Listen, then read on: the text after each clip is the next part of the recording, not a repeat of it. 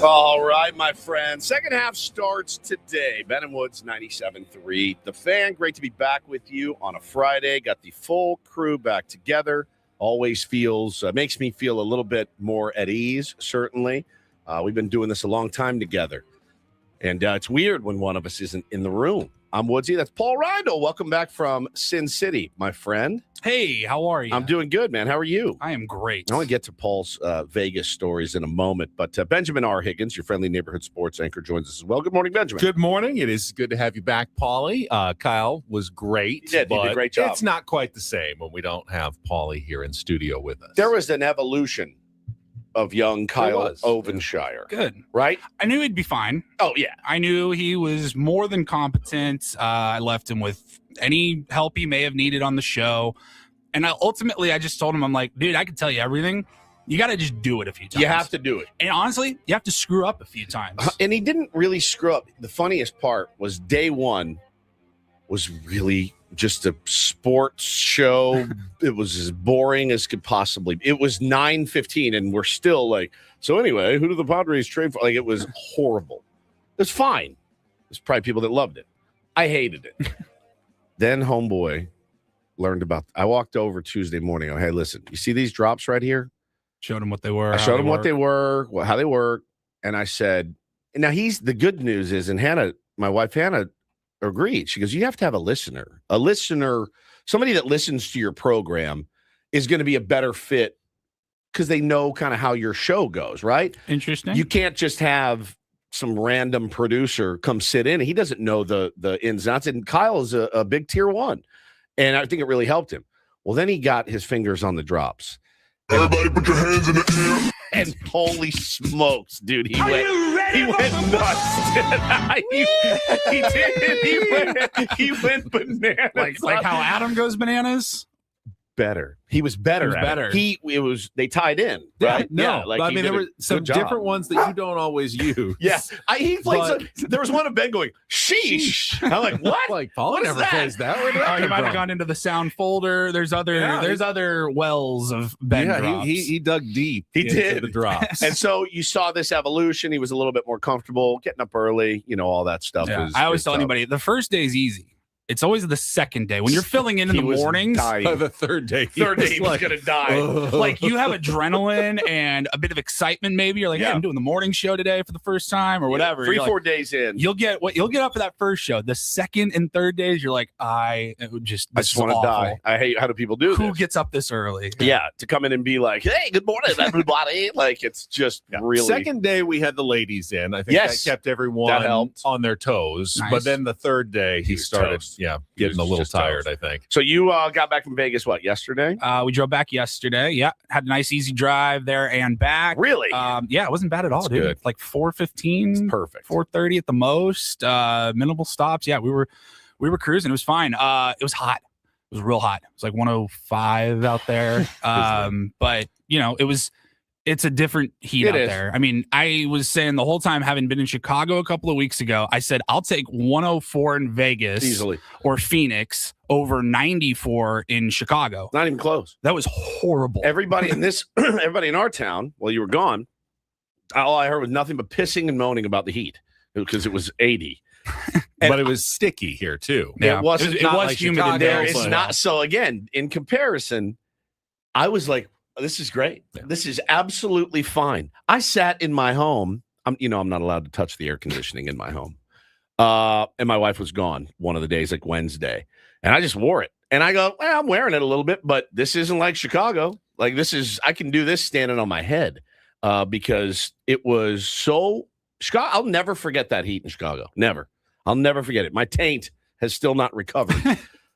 I don't think my underwear's dry from that trip. I mean, it was horrible. Your wife is the air conditioning police at your house. Correct. I'm the air conditioning police at my house. Fair. So everyone comes to me with their, petition to lower the temperature, which I usually just quickly denied. Just denied. Immediate. It's an immediate no. You're like an insurance company. I did authorize some air conditioning this week. Now we had to negotiate on the temperature. My son likes it cold. I'm going, I am not paying to be uncomfortably cold in my own house. You weren't. You wouldn't even be there. I'm not paying for you to be uncomfortably cold. So we had to negotiate down to like 73 was okay. You dropped it down so cool. You got like a sweatshirt. Yeah, we're not going down to 70. No chance. So there was some negotiation going on the air conditioning. All right, dude. I'm gonna let you put it at 70. You're gonna Venmo me $300. Let's see if it's worth it for you. How comfortable do you want to be? No problem. How hot are you? How hot are you? How comfortable do you want to be? We're just taking the edge off a little bit of the heat. We're not fully being cool and comfortable. Now, here's the thing. Could he have, because you work a lot, you're gone. Could he have cranked it down to 69, then back up to 76? If he's devious enough, he certainly could have while I was gone. I don't have the smart I was going to know thermostat that I can monitor if you could monitor remotely. My wife can.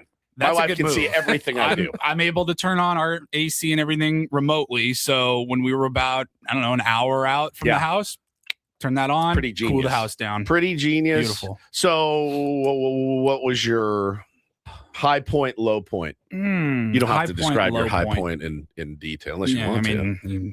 I can get an idea. Nice room with the Cosmo. Yeah. Really brings out the animal instincts. Sure. Yeah. Go with that. Yeah. Low point was honestly the first day, like the day, like as we got into Vegas.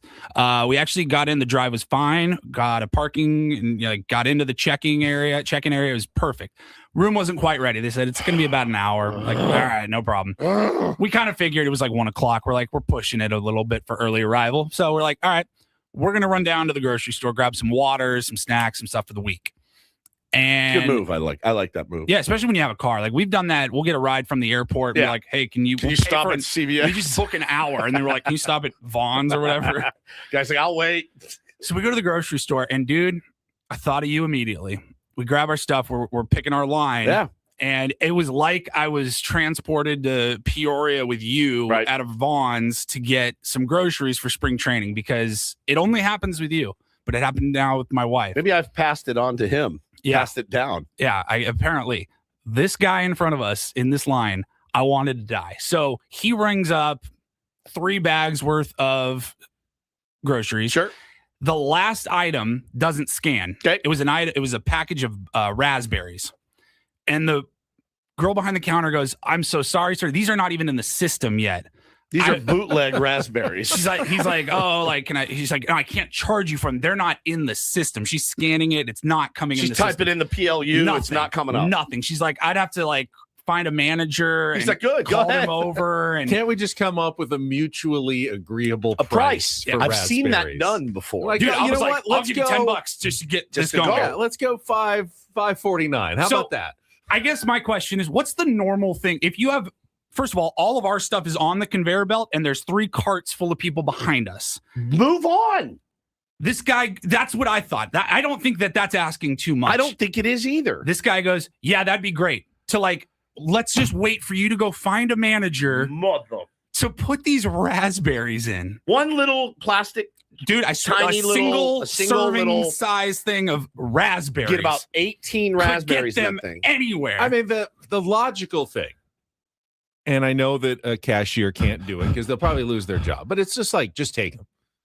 It is. Considering how much a grocery store has to lose in spoilage and theft over the course of the year, one thing of raspberries is not worth holding up a line of 4 or 5 people of other customers. Just take them. It's not like you're the absolute right answer. I think upper management at the grocery store would also say, just take it is the right answer. The line moving. No one has the authority to do that at the lower level, and they're all afraid. If I do that, I'm going to lose my job. And again, whatever. It is ultimately, it's the grocery store's screw up for not having them entered or whatever. Correct. This wasn't Best Buy. This wasn't a 60-inch flat screen. Right. Freaking raspberries. Now, but again, it does fall on we as human beings to take in the situation around you and be aware of the people behind you and the people. And this poor girl that's she's basically she's saying, "Are you really asking me to go find a manager right now for this?" Yes, I hate it, dude. I'm losing my mind internally now. All our stuff is on the stuff. Does he see you So what I do is sighing and I don't lose my cool or anything, but I lean over the conveyor belt kind of towards the cash register, the employee, and I go, hey, is it at all possible to like hold that aside, end this transaction, like get everybody else moving, and then when your manager's ready, like then can we do that? This guy flipped out. He thought that was over the top rude of me. She agreed though, and she goes, yeah, we can do that. And she starts scanning our stuff. And this guy, like, how old is he? Give me the description. He probably in his late 40s. Oh, really? I was picturing like a 75-year-old man. No. Maybe late 40s is even worse. I mean, if this guy had ever was he yoked? No. Okay. No, like I don't know. No, okay. No. I'm trying to be I was trying to be rude, but I'm like, maybe he needs the berries for LasVegasFatLoss.com. Potentially. But like berries are important. It's LV. You know how they have like the area where you pay, your credit card area, and then right next to that is the bagging area. This guy was like hovering over the bagging area. He didn't move his cart. He wouldn't move a muscle. Now I'm starting to get mad. Oh, what a jerk. And so he's like talking under his breath the whole time. And I'm just like, thank you. I really appreciate it. She gives us our stuff. We put our groceries in the cart and we turn to leave. And I look at him and I just go, hey, enjoy your effing raspberries, pal. Did he say anything? And so we start walking off and he goes, you guys are unbelievable. I don't know how you, or something like that. He mutters again. Yeah. And I just turn and this is bold to say something. So then I turn around and go, oh, shut up. I said, oh, shut up, you effing bee. And Megan grabbed my arm and starts laughing as we walked away. And I was like, I really punked the crap out of that guy. That's unbelievable. But I could not believe the lack. We talk about it all the time. The lack of self-awareness to see a line full of people behind you. No, I'm gonna make you all be wait. Like, yeah, that sounds great. That sounds reasonable. I'm gonna make everybody wait for 10 minutes or whatever. I can't stand it, man. I cannot stand it. The guy at Costco the other day. Like I literally was going through my wall. I was like, can I give you $5 for these raspberries? $10, whatever it is. Yeah, take them, dude. I'll buy them. Anthony the Butcher works at a grocery store in our chat says, cashier, just say $3.99 and GTFO. Yeah, $3.99. Move on with your life. God, man. And people do get offended if you're like, I'll just pay for it. They have, because I've done that. I do that maybe once a week. I'll get it. If somebody's fumbling around with their wallet or something, like, I got it. Just move on. I was at Costco and the dude hit me, and Costco lines are insane, and there's a million people. It's like a cattle call, and we've got our cart, average size, and dude in front of me, I didn't realize, dropped a deuce on everyone, had the double cart, and had this order and then this order, separate business pay. And a personal. Yeah, of course I picked. That happens a lot at Costco. I know it does, and like maybe one's for business, and they're fast. They were like really fast. They got them through, but I looked at Hannah and I go, "Whose stuff is this?" In the cart in front of us, she goes, "I think it's his." I go, "No, he's checking out right now, and his back's to this cart." She goes, "Did somebody leave this?" I go, "I don't know." I go, "But no one's paying it any mind." Oh no! I was like, "Oh no, the double carter." But they got it through quick, but it stands to reason. No, so grocery that was the low point. High point was we didn't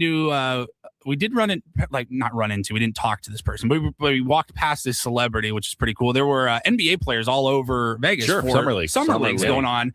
And not only Summer League, but we realized kind of early on when we were walking around, we're like, there's a lot of people here.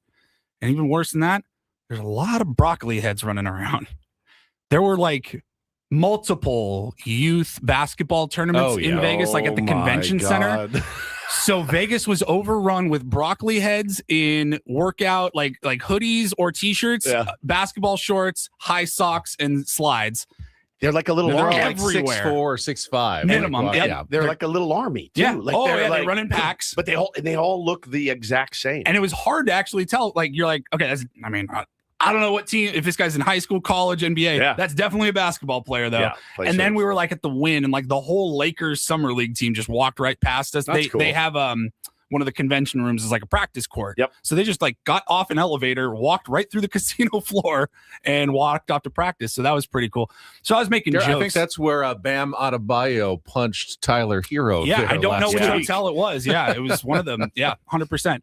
So I was making jokes all week with Megan, like we were waiting in line one time and I saw this like chubby white guy behind us. He was wearing an Austin Reeves jersey. sunburned everywhere. Yeah, just beat. He's wearing It's from Iowa. this Austin Reeves jersey, and I go, oh my God, babe, don't look. But Austin Reeves is standing right behind you. And she looked. So I got her a couple of times on that. So then this was like Wednesday night. We're walking around and it's about 12:30 in the morning, 1 o'clock maybe. We're about to head back to our hotel and we're walking through the Aria Casino. And as we're walking through the entrance, we're walking past somebody and Megan grabs my arm and she goes, "Oh my God, that's Flava Flav." Oh, nice. Oh, wow. And I looked over and I'm thinking that actually looks a lot like Flava Flav. But in my head, I thought, babe, not every African-American guy with a clock around his neck is Flava Flav. It's true. That's true. Sure enough, though, he had a clock around his neck. It was, in fact, Flava Flav. He really wore a clock. I saw him in the flesh with a clock around his neck. You know, I talked to Darren about this yesterday. When you gotta Darren, stick to the I bits. talked to Darren about this very thing when Darren Smith was on our show yesterday. I go, you better be careful with any shtick that you have, because then that's your shtick for the rest of your life. And you know, somewhere deep inside his heart, as he leaves his room at the MGM, he's like, son of a bitch, grab the clock. dude, I gotta put the clock on. He was, I don't know if he was on FaceTime or on Instagram Live or something. He was clearly like on his phone, kind of walking and filming, and Megan did the Flav, like just to see if he hey, Flav. And he didn't react. So we're like, that's probably not him. And then we're like, no, that was 100% him. Turned on the TV the next day and the local Fox News station was on. He was interviewing on their station because he's doing this big women's sporting event in Vegas this weekend. Right. Like 30,000 female athletes are going to be there. So he was getting ready for that. He was doing some press and he was wearing the same clock on the news interview. I'm like, all right, that was definitely him. He's got like a closet full of clocks that he has to, should I bring this one or this one? Was like, it was modest. It was a smaller clock. Okay. Because back in the day when I was coming up, listening to Public Enemy, it was like the big ass clock. And I saw them live. It was one of the coolest things I've ever seen in my entire life. They were a hugely influential band, I guess you would call them. But Flav he's been a legend for 40 years. You know what I mean? Like how's he look Dude, he looked great.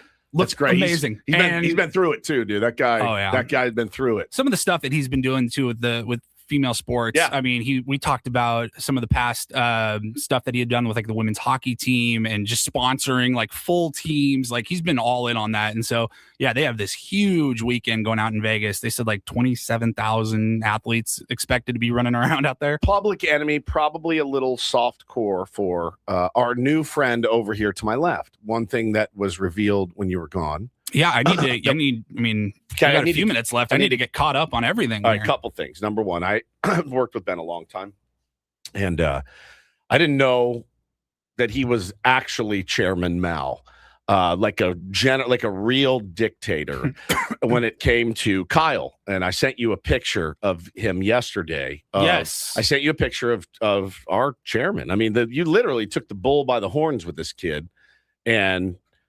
Look at him hovering. It's called mentoring. Hovering over him. No. Yeah. This is it. You really were like a quarterback, like the quarterback of the show. It was nice to see you exercise some authority, but I feel like maybe you were throwing your weight around a little bit. I mean, you were really. He's really look at right over him. Look at him. He's. The disdain, and there's Kyle just trying to make him. He's just trying to make him. He's trying to make you happy. The pressure that he must have felt when someone's standing right behind you. Come on, man, let's go. He didn't know what to charge for the raspberries. I was there to help him enter into the system. It's unbelievable. I don't think somebody wants to know if you're wearing the same shirt. It looks like you totally are. Different shirt. That one was lighter blue. This one's a little more royal blue. There's nothing royal. There's nothing royal about that shirt. Completely different shirts. He's wearing this. No, that one's a different material. Totally different material. That one's got a little more texture to it. This one's a little more sheen. I don't think in 7 years at this studio, 97 Through the Fan, that Ben has never walked over around the desk to this side. You know what you're doing over there. And Kyle didn't still needed a little guidance. He was He was bossing this kid I'm gonna around. have to text Kyle and apologize. Is this payback for when you were coming up under Saw and Coach and everyone? You act as though it's me. You're the one who wants to make sure everything goes right. I am really just trying to make you happy. Me? By making sure that Kyle gets it right. No, there's you. When I was a part-time board op, sometimes I remember like the first time I got to fill in on the Darren Smith show and run the board. Like if Darren came into the control room and hovered over my shoulder, you would have vomited. I would have thrown up. Yeah, 100%. That's awful to do to that kid. So we learned that Dictator Ben was a real force this week, and then we learned that EDM Ben exists, which is really what EDM Ben. EDM Ben. The girls were in here, Ava and Tolly, and we were talking about working out or something. I was talking about the gym and all the nude old men that are in there, shaving their body in the middle of the gym. It's great. And Ben started talking about his Peloton rides, and he goes, "I've really just out of the blue, I've really gotten into EDM," and I almost just on the Peloton, right? But I find these hard style EDM classes Ben are really Higgins motivational for me while I am writing. So I keep looking for the style of music, different instructors, and I've really enjoyed my EDM. It stands for electronic dance music. It does, but rarely does a almost 51-year-old man suddenly fall into EDM. It is true. Usually you start to go away from that as you get older. I was never into it. That's what I was saying. Now I'm starting to find it in my later years. All of these doors opening for you. Yes, look at him. Just getting it. Pedaling away.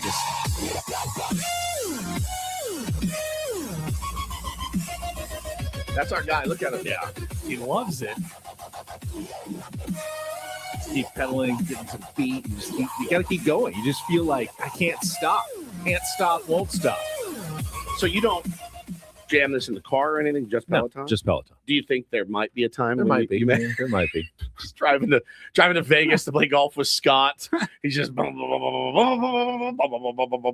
might want to go to one of those raves. But can you get just a table in the corner, quiet, and just listen to the music, or do you have to mosh? So here's the thing about there's no moshing at a rave. Where do you think you are? I thought you stood in the middle of a room and just jumped around. That's not you don't know what moshing is. No, that's not a rave. That's like a Megadeth show or a Metallica show. You mosh. And moshing, you just push each other and it's physical. But raving is just you're dancing in the middle of a warehouse at 3 o'clock in the morning. But not moshing. There's a different style of dancing between raving and moshing. There's also, I don't think any rave starts before 2 a.m. So enjoy that. I would have gone with you like 25 years ago and had a great time. Does anybody ever sleep for 6 hours, then get up and go to the rave? 100%. 100%. Yeah, this would be stop for a coffee on the way. And I don't get to my rave. I don't think you can. I also don't think you can reserve a table at a rave. That's what I was wondering. Just so I could listen to the music. He just sits with a nice table in the corner. No, we get out in the thing. Get an appetizer too. We're just jumping around. You don't jump. You just dance. No, but there's no moshing. From what I remember back in the day, it's pretty fun. Is there any 5 p.m. raves? That's what I would be so down. Earlier in the evening. A little happy hour rave. Yes. I mean, no discount prices. Well, in Chicago, drinks are half off. In Chicago, they would call it the afters. Got to go to the afters. And I'm like, it's 3. It's already 3. I'm up. Let's go. And, you walk out of a warehouse, Ben, at 8 a.m. and the sun is shining and you're like, I have to make some changes. I am desperate. I don't know where I am. I've got $1 in my pocket. I need to make some changes in my life. And so, but I think everybody should go to one. Maybe we'll go to EDC next year or something. The Vegas. I'm in. I also learned that you guys have been going easy on me for years with Ben Reed's Raps, because we did Ben Reed's Raps on Tuesday, and Tolly came in and picked Sexy Red, which was the most difficult Paulie? The most difficult one I think I have ever read on the air. It was gnarly. I mean, it was I've gone through sexy red lyrics in the past for you and go, them? yeah, you can't do that. I was pouring sweat. Yeah, I really was. My too. shirt was sweaty. I was like, he's gonna biff this and he's gonna get fired, and it's gonna be what my else fault. happened while I was gone? Jeez, it was crazy. It was crazy 4 days. All right, we'll take a break. Come back. Yes, I do have to acknowledge we're 25 minutes into the program. I don't want to be accused of forgetting anybody's birthday. Who could ever do that? Who would ever because do that? We are to celebrating. You'd have to be a monster. The most Dylan Thief, biggest jerk in the world. We have an early birthday, but Woods is going to be turning 51 on Sunday. So we thought we'd celebrate on Friday, since Friday's always more fun than a Monday to celebrate a birthday. So would you like, when we come back, to potentially get any gifts we may or may not have gotten you? Who are you talking to? You know I want some gifts. All right. And then we'll talk some Padres. Schedule is out for 2027. Padres are already 0-0 next year. I love it. But it's all 500 again. It was such like you saw it and you go, my first reaction was, hope we get these games in. I mean, it's just the worst. It's the worst, but it's also fun to talk. Kind of hanging over our heads, but we will talk about it. Usually come out in like August. I was surprised it came out yesterday. A little bit early. We'll get to all of it coming up. We are broadcasting live from the Bill House Studios. We know how on San Diego's #1 sports station, 97.3 The Fan. First, though, no athlete gets to the highest level alone. There's always a coach, always a strategy. Retirement shouldn't be any different. Trying to navigate market swings, inflation, healthcare costs on your own can be overwhelming, especially with everything changing so fast. That's where Trajan Wealth comes in. TRAJANwealth.com. Their fiduciary advisors take the time to understand your goals, your risk tolerance, and your timeline. They're independent, so they're not locked into one product or one approach. Everything's customized to you. Trajan Wealth is local with offices in Carlsbad, Escondido, and Liberty Station, and they work with people who want confidence and not constant worry. So if you've got an old 401k or some investments you haven't been looking at in years, maybe this is the time for you to give them a call at 1-855-TRAJAN1. That's 1-855-TRAJAN1, or just take a few minutes online at TRAJANwealth.com. Trajan Wealth. Plan smarter, dream bigger. Advisory services through Trajan Wealth, LLC. Additional services through Trajan Estate and Trajan Tax. Actual client, paid advertisement. Additional disclosures at TrajanWealth.com.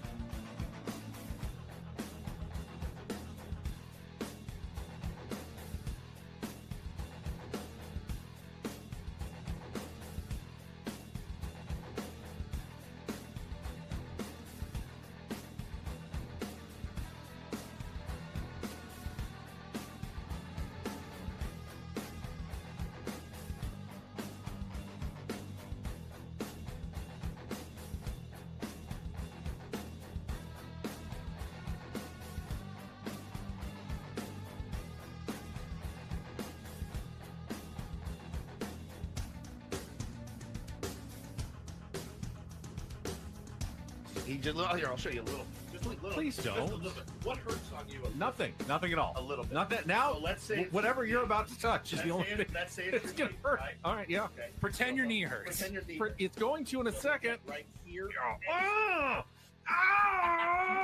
That is not pleasant. Hey, player, this is all yours. This room with this view. This speakeasy with this cocktail. Hey, could you make that too? The spa with this. And this pool on this roof. This is all for you. The all-new Humul Casino Resort, now open.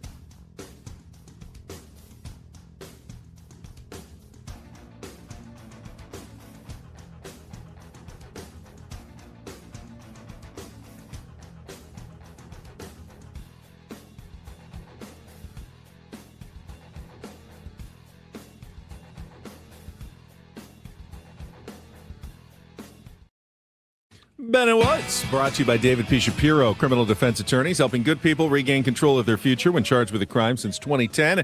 Visit davidpshapirolaw.com. Before we get to the birthday celebration, let's quickly set the menu for the Friday edition, starting the second half of the season. And Woods and I were just talking during the break about the story our friend Eno Saris dropped yesterday about teams using AI on their iPads in their dugout, their league provided iPads to help them make strategic decisions during games, and how MLB is now cracking down on that. We'll talk about that, the schedule release, the Padres in Kansas City to start the second half of the season, have our normal features like Don't Do This and Take on Woods, but we will also be joined on a Friar Friday, Management Report Friday by Craig Stammen at 8:35 as he gets ready to embark on his second half of his managerial career. 66 games to go, Kreger. You know, how's he feeling? I'm sure I said it Monday. You know who's really happy that there's an all-star break right now? It's Craig Stammen. I mean, that guy, first year, yeah, all the trials and tribulations and learning and mistakes and, you know, success. I mean, there's been some success. It's hard to wrap your head around that, but this team being 500 with what he's been handed in a lot of cases is a minor miracle based on expected record and things like that. But, you know, I think he'd even tell you I've stepped in a little bit. He also got John Boyd again yesterday. He did? For the I think it was new. For a couple of days. Yeah. The incident in which Ryan Goins was ejected for arguing the Fernando Tatis Jr. check swing on like the second pitch of the game against the Dodgers. What was it, a week ago Sunday? And he did say a couple more bad words, so he's going to be unhappy because his kids are going to know that he doesn't always use clean language. But he was looking forward to spending time with his family, maybe getting a round of golf in. But I know the team flew out yesterday. I saw Jesse take the picture, plain word to Kansas City yesterday. So they're in KC and getting ready for the game tonight with Michael King on the mound, and we will talk all about that with Craig Stammen coming up at 8:35 this morning. Get our Rindle report back as well at 9 o'clock. We had some tidbits from Kyle. Yeah, we had Kyle tidbits, but we didn't have full Rindle report action the last few days, so we'll have that back. By the way, gents, in Kansas City, 91 today, 94 tomorrow, 96 on Sunday. Excessive heat warning. And those are day games tomorrow and Sunday as well. So toasty. Holy crap. Enjoy, fellas. Leaving temperate, they're like, oh man, it's so hot in San Diego. And then you get to the actual sun in the Midwest in the summer. The schedule doing them no favors, even though the opponent allegedly, and we talked about their strength of schedule moving forward, that it's one of the weakest moving forward. Jake Peavy yesterday on MLB Network, he goes, I don't buy into that at all. They're talking about the Rays. Will the Rays be there at the end? Their strength of schedule is very favorable. He goes, I don't do the strength of schedule thing, right? He goes, and the guy goes, oh, you don't believe in strength of schedule? He goes, no. He goes, these are big leaguers. And he goes, what you can never take into account is how hard a team plays in the second half, how hard a team, let's say they're out of it. What are they like? They're playing for something. They're playing to take down teams that look at them as cream puffs, right? So he goes, these are big leaguers, man. Those guys are 9 guys are going to try to beat you every single night, no matter what. So he goes, as a player, I never took any stock into it. You just got to go out and win that night's game. And I thought it was a good perspective. It's a good perspective, but to say that it doesn't matter would be wrong. I mean, you're telling Cy Young Award winner Jake Peavy that he's wrong. Well, I mean, the numbers. No, I'm not doing it. The numbers say that. Like at the Padres this year, Kevin Acee had the numbers. The Padres are 32-16 against teams at or below 500 this year. It's pretty good. Yeah, I mean that's winning 2 out of every 3 games. Yep. That's his story. I mean, that's really good against the bad teams. They're a really, really good team. So the more of those teams you play, it's obvious you're going to do better when you play lesser teams. I'm not saying that teams below 500 can't play well or have things to play for and try hard, but for the most part, you do follow the pattern that good teams are harder to beat, bad teams are easier to beat, and that's never going to change. So strength of schedule will always matter. What matters more, though, is how your team plays on the field. 100%. Your team needs to play well on the field. Nothing is going to overcome bad play from your own team. But, on the margins, and baseball is a sport, on the margins, your strength of schedule is going to make a difference in the second half of the year. KG says playing 17 games straight definitely is going to affect things. You are absolutely at 17 straight coming out of the break, right? Before the break, they had 17 going in. 17 going in. I believe they've got 10 or 11, 10 straight coming out of the break here before a day off, before they come home as well. So hot. And everyone agrees. And we'll talk to Craig Stammen about it. This road trip will determine the course of the season. Because if they have a bad road trip, no pressure. They're probably sellers at the deadline. If they have a good road trip, they're probably buyers at the deadline. There's just kind of no 2 other ways to look at it. Sure there is. There's the purgatory. Yeah, which they could also end up having. It's 3 ways. You win a bunch, buy, lose a bunch, sell, or go 500. Take that knife and just continue to just stick it into our spleen and be a very middling, mediocre team in which you probably still buy. So the Padres, they have 10 straight road games, Kansas City, Atlanta, Miami. Yep. Then they have 1 day off, and then they have 16 straight right after that. And it's 2 at home against Colorado, 4 at home against the Giants. Then you go on the road to Arizona for 4, then back home for 6 against the Astros and Brewers. All right. I mean, there's some beatable teams in there to be sure. And plus, you don't know what these teams are going to look like after the deadline. So, I will always listen to Pete when he tells me something. And he talked me out of getting all excited about a week schedule moving forward because, again, who are we talking about? Well, I guess we're talking about a team that went 32-16 against lesser opponents. I did not know that number. That's a good number to have. And if you do that against those teams, you're going to be in good shape. Yeah. Our management report is brought to you by SDCCU. It's not big bank banking. It is better. Again, that is coming up at 8:35 this morning. I know you're waiting, though, for your birthday gift. Yes, so let's check traffic, and then when we come back, we will bestow upon Woods his trinkets for turning 51, coming up next year on 97.3 The Fan. From the 97.3 The Fan Traffic Center, here's your latest traffic update. In La Mesa, it's a car fire slowing your drive northbound on the 125 from the 94 to Lemon Avenue. In San Diego, the 805 northbound slow from Imperial to the 15. I'm Sam Tidrick, Odyssey San Diego Traffic. This update is brought to you by the California Office of Traffic Safety. My mom, my papa, my daddy. We're at Caltrans on the freeway, right next to speeding cars. Please be careful. Be alert. Be work zone alert. Brought to you by the kids of Caltrans. Happy birthday, buddy. Thank you, guys. Appreciate Happy birthday, man. Thanks to Last year, you were I was on a plane. on your way to Manchester, England to see Oasis perform. Did I do a show the day I left? I did, didn't I? And then went to then the you did airport. a red eye? No, I didn't do a red eye. No, you didn't. So I left a year ago. You had a day before the concert once you got to No, Manchester, I did. England, I got right? in. Yeah. I left on the 16th of July, which was yesterday. Okay. And then I had a couple of days until the show. That was such an epic trip and an epic 50th birthday. I was rewatching the videos of when Champagne Supernova ended and all the fireworks. And I'd been standing in the same spot holding my urine for 12 hours. And it was just the greatest day. I'm pretty excited about this one, though, dude. My kids come home tomorrow. They've been in Texas with my parents for a week. My dad's flying them in How's tomorrow. that been? They've been awesome, man. Having the time of their lives. How's it been for you? Awful. It's been great. It was like we got a Both. lot. We got a lot done. My wife put me to work, and not in the good way this week. We did so many errands. We got everything dialed in. They're coming home tomorrow, and then we have a scrimmage against our pal Coach Kurt from Frozen Ropes on Sunday morning at 8:30. So it's going to be a lot of fun. My team, the Goats, against his team, Frozen Ropes. But you're not playing against Adam's son. No, he will Okay. not be. He's not there. gonna be He's there for a that one. little too old. Okay. He's a year too old, which would have been incredible theater. Incredible. Bo against Ethan would have been. I need it at some point. It would have been bragging rights. Come on, Ethan. Strike him out. Ethan, swing the bat. What are you looking at? What are you looking at?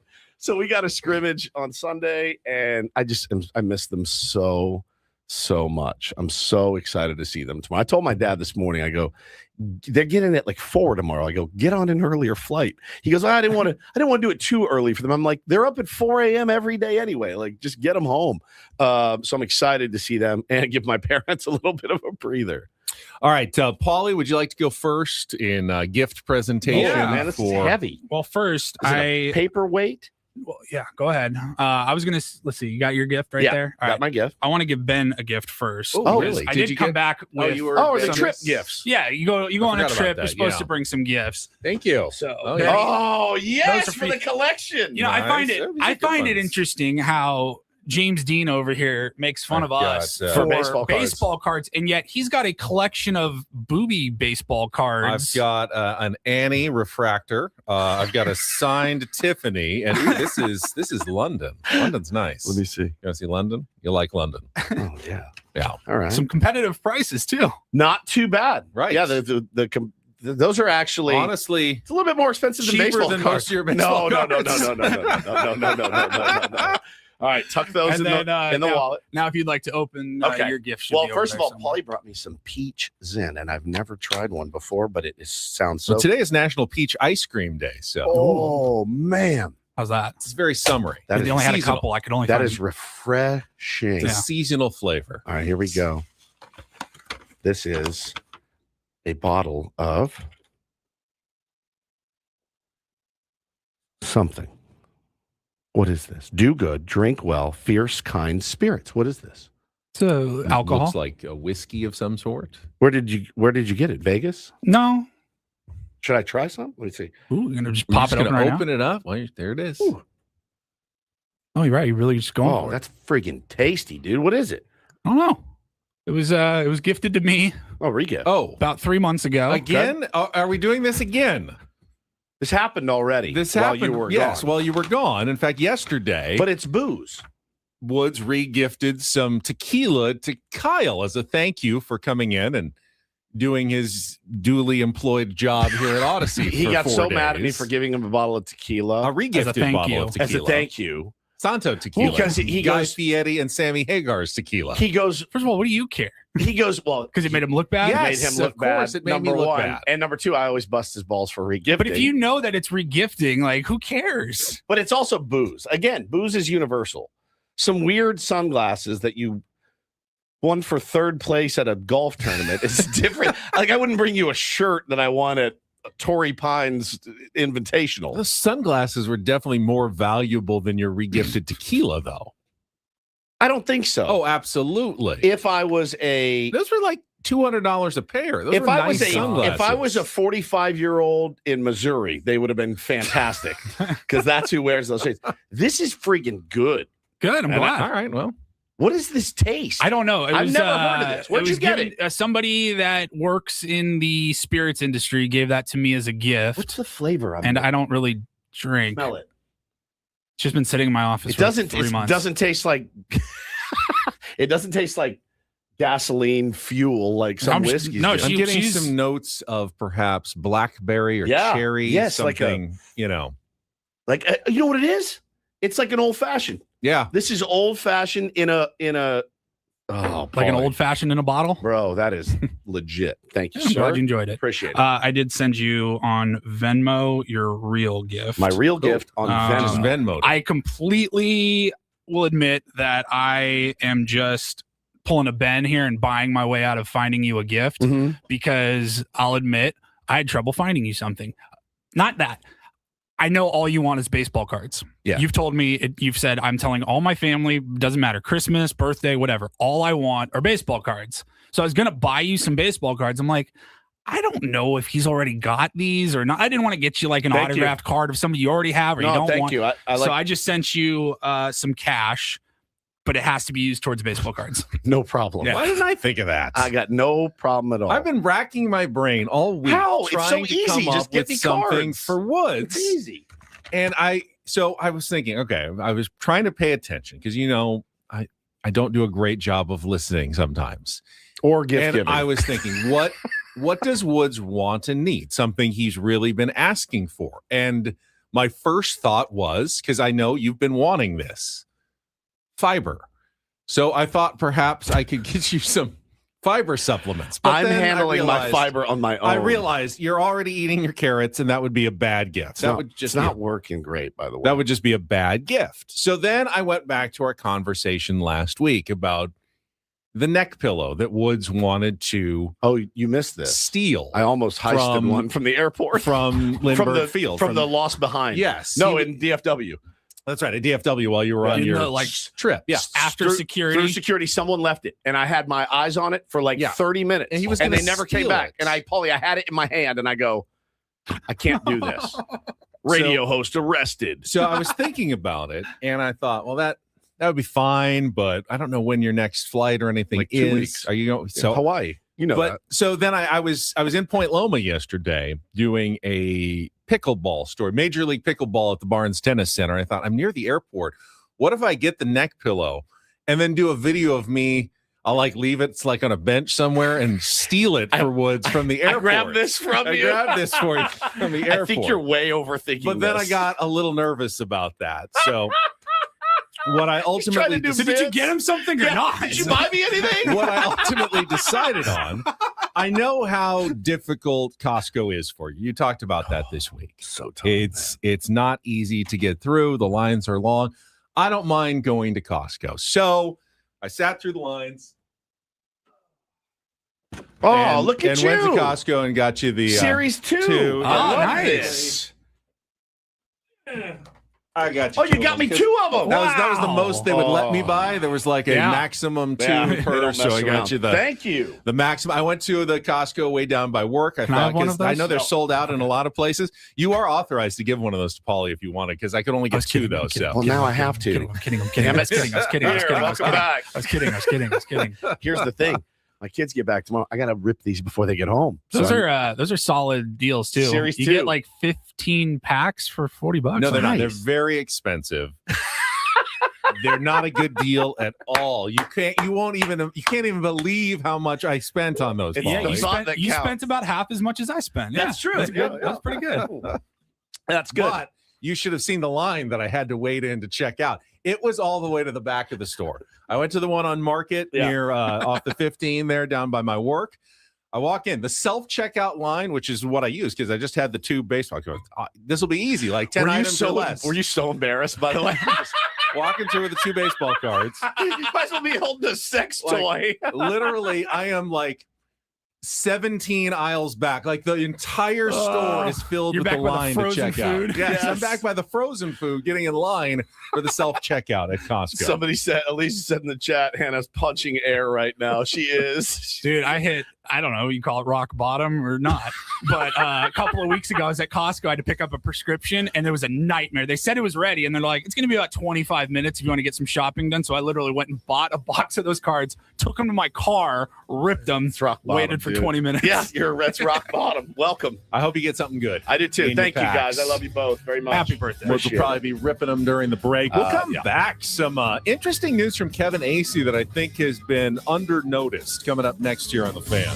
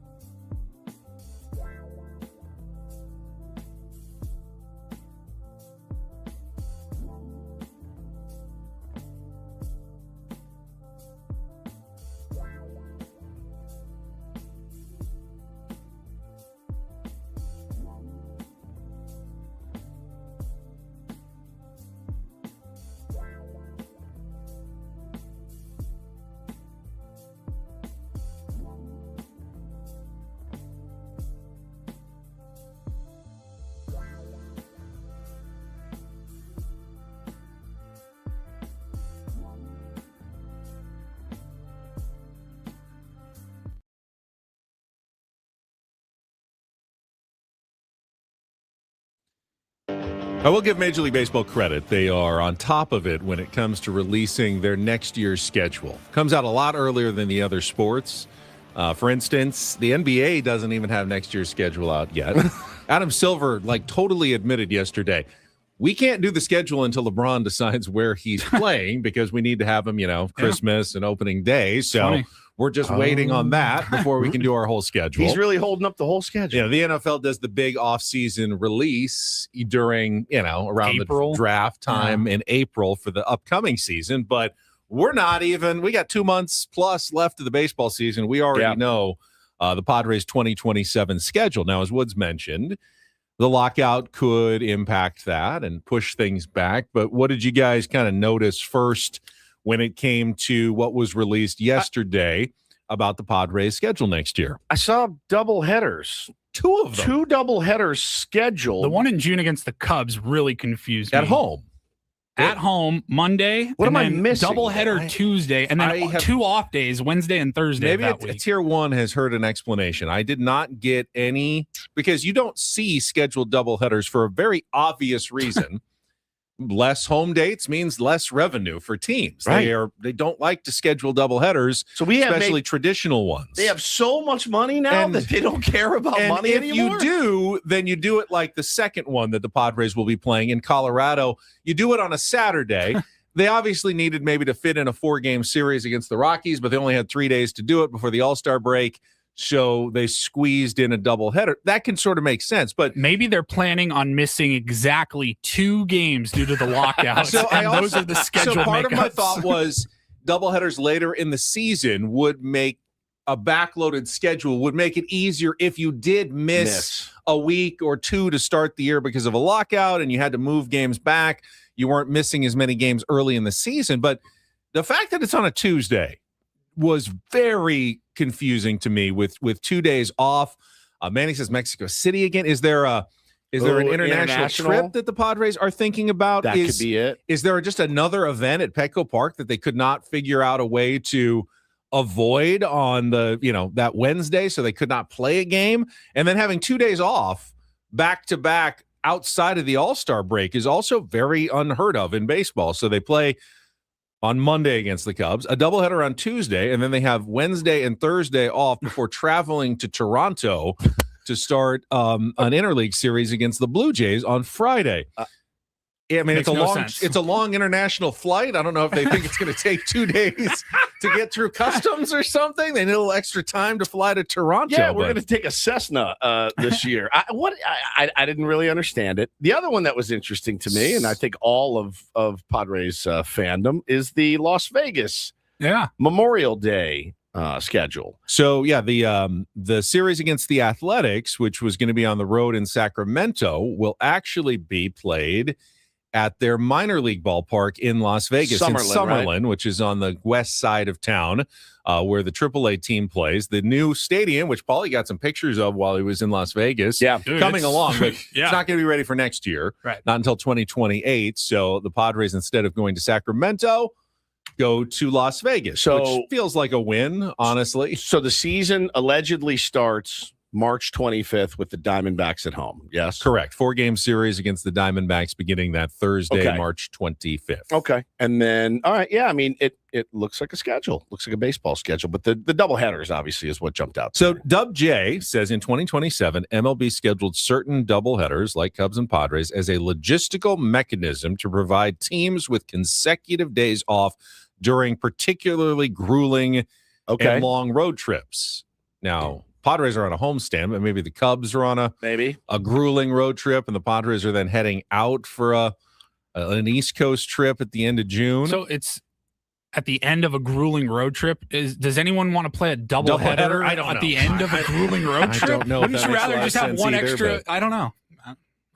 Padres will 16 and 17. We're going to make you go ahead and play a doubleheader on the last day. Padres then go right back to Chicago right at the end of June. So just like our trip, they're playing in almost the exact same week, same 3 days that they did against the Cubs at Wrigley. How do we feel about Vegas next year? Like I said, I mean, end of May, early June, as opposed to Sacramento, You'd rather play Vegas in May than Sacramento in August or something. Would be my guess. That's so true. Yeah, I don't have a problem with it. It's probably a more attractive series for fans who want to go on the road and watch the Padres in Vegas. Make sure you hang on to those cards Paulie got you, because you never know. Could be going back. Hey. Yeah, you never know. You got a whole collection of cards to choose from. Bit of a harem there in your wallet. Did you guys have any potential trips for, like, we had our Tier 1 Hop Run Tours trip this summer to Chicago? There was a text thread with David J about some initial thoughts on the schedule. I mean, I made, and I think Paulie agreed with me, I would love to go to Toronto. Whether we can make that work internationally, no idea. There was a very attractive series, I think in, what was it, 4th of July, just right after the 4th of July in Seattle. If we were going to do a midweek one. So your son's up there too. He is. That would be cool. That's a little added benefit for me, but it's a great city. Usually you get pretty nice weather up there in Seattle. Paulie, in July, I would think would be a beautiful time to visit. Yeah, that'd be sick. And there are plenty of other activities you can go do. Want to go back to your hometown, Paulie, place you've been before? Tier 1 takeover of the Space Needle. I could just run the studio while you guys are gone. Yeah, I mean, I have no interest in going to Arlington. I'll tell you that. None whatsoever. I'm good. I mean, Seattle's fine. Yeah. The ballpark's a ballpark. I'd like to go somewhere that we've never been.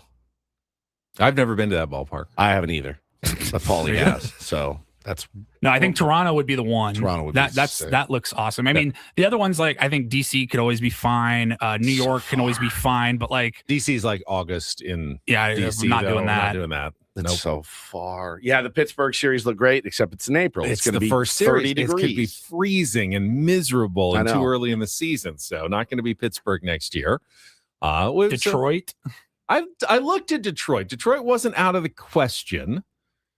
I don't know what else you're going to do in Milwaukee. There's the Motown Museum. Yeah. There's Third Man Records. There's Detroit style pizza, which you love very much, very much. I mean, it wouldn't surprise me if you tailor your trip around. I feel like it's kind of like Chicago, but not as good as Chicago in every way. No, is what not Detroit even close. is. Chicago's, so I want to do something different, like a Toronto or something else. So I get it.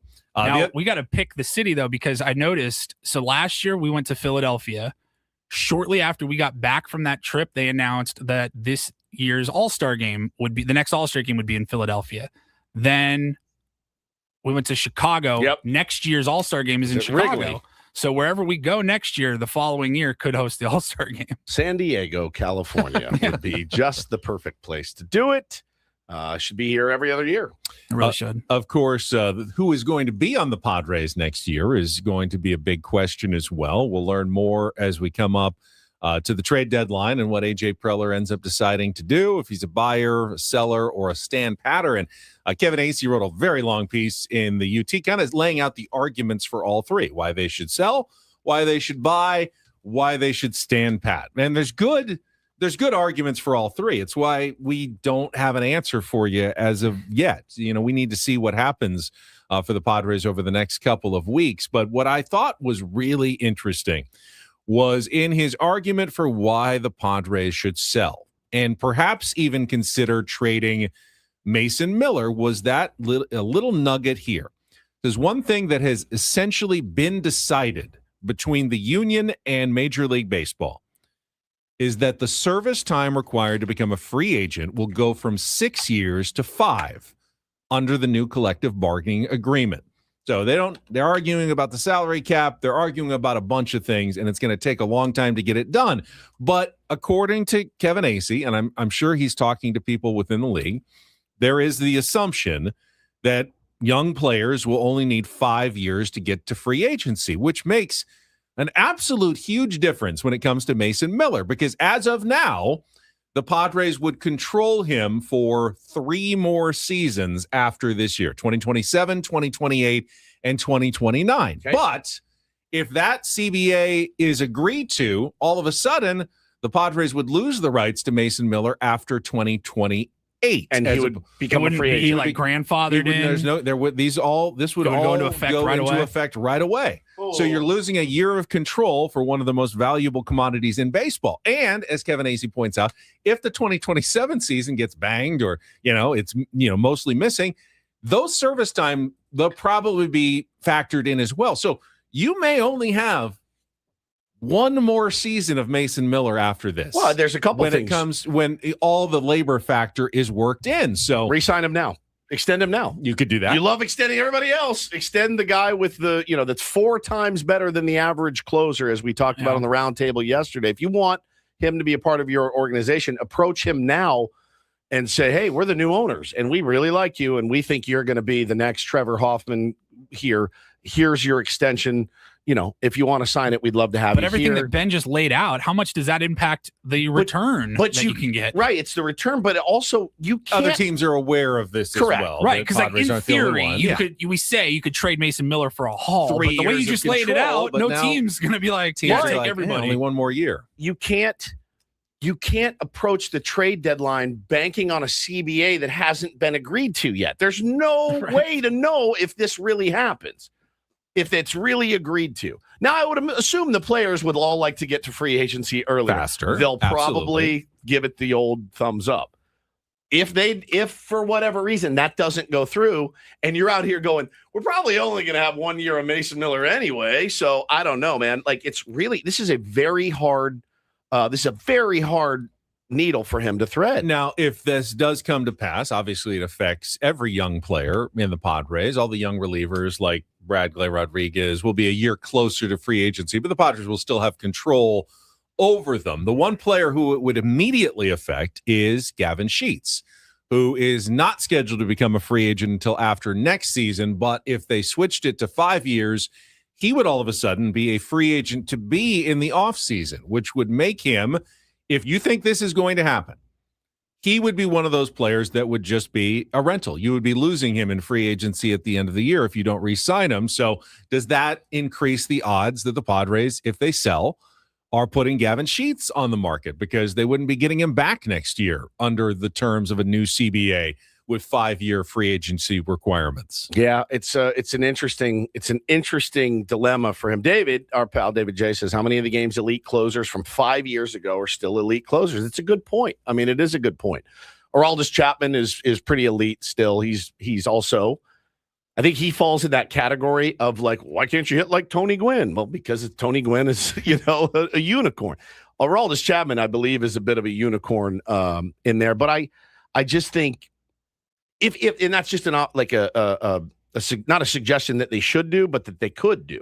If you wanted to keep Mason Miller and you didn't want to have to do it, maybe you could get him to agree on an extension if he really likes being here, et cetera, et cetera. Now, does that ever work? No. Mason Miller wants to hit free agency because he's earned free agency. And now there's a chance he may hit it a year early to make life-changing money. That's pretty cool. That's pretty cool for him and his family. And I don't begrudge him that. But I don't think you can go into the trade deadline going, well, we may lose a year and a half of control on him anyway. May as well sell him.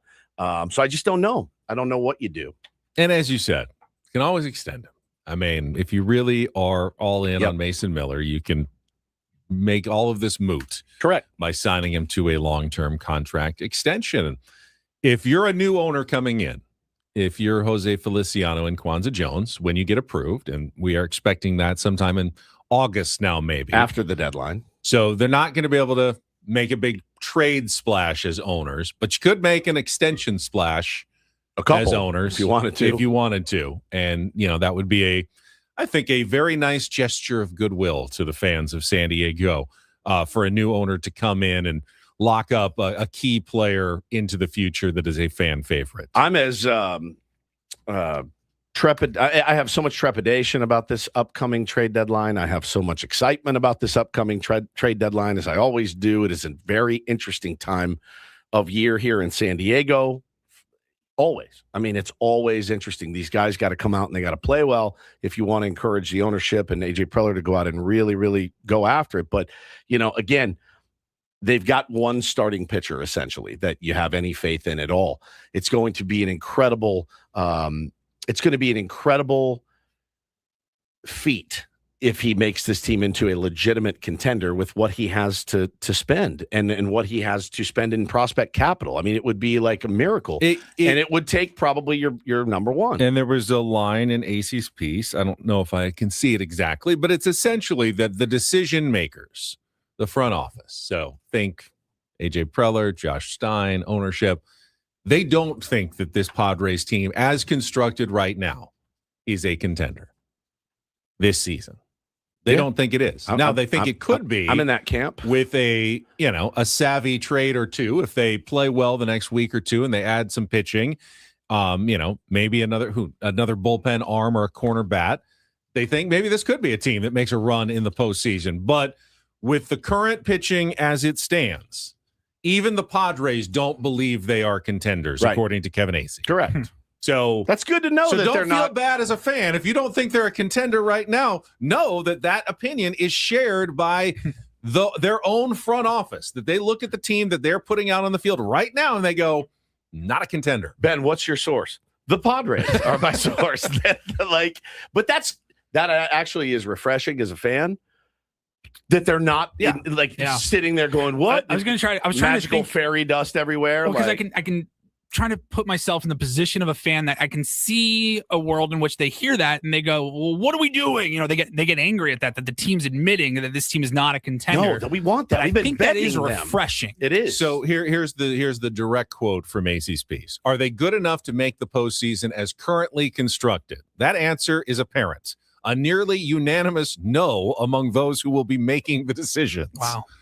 So if you're a Padres fan going, I think this team has what it takes, they just need to get hot, know that the team does not share your opinion, your optimistic opinion of the San Diego Padres right now. They think they need help if they're going to make a run in the second half to make the playoffs. I don't think there's any question, man.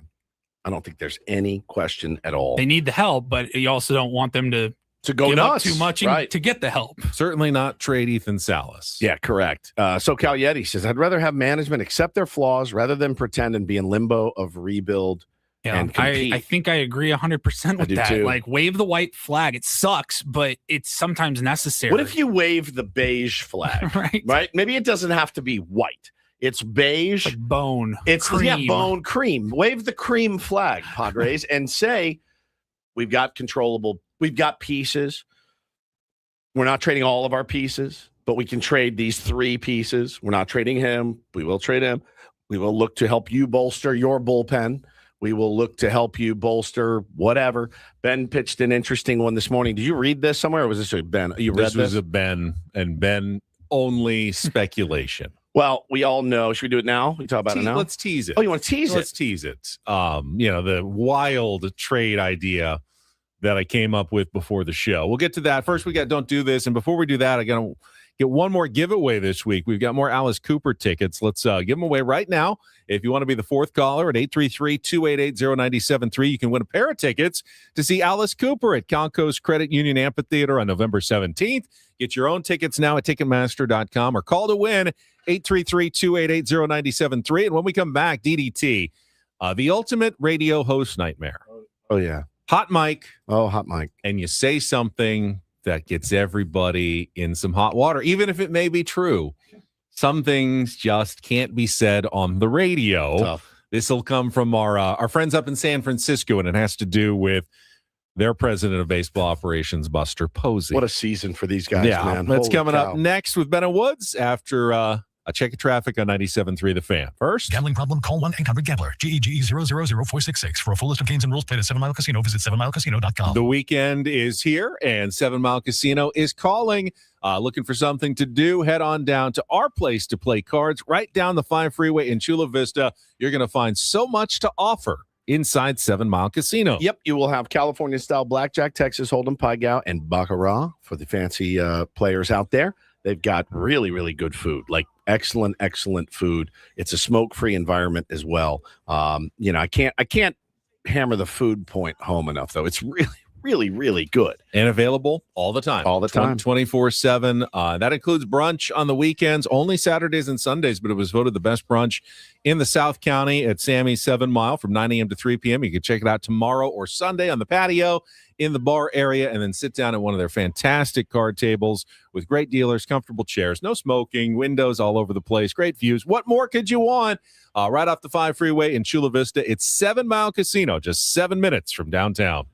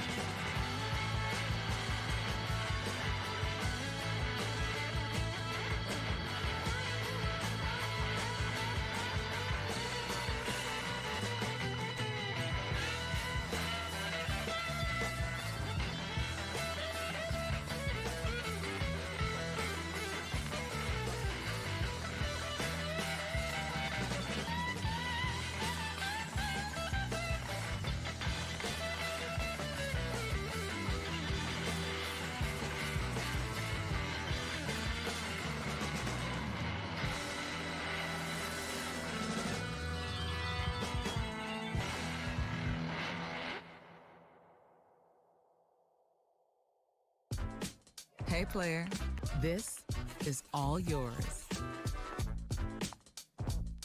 This room with this view. This speakeasy with this cocktail. Hey, could you make that too? The spa with this. Ah. And this pool on this roof. This is all for you. The all-new Hamul Casino Resort, now open.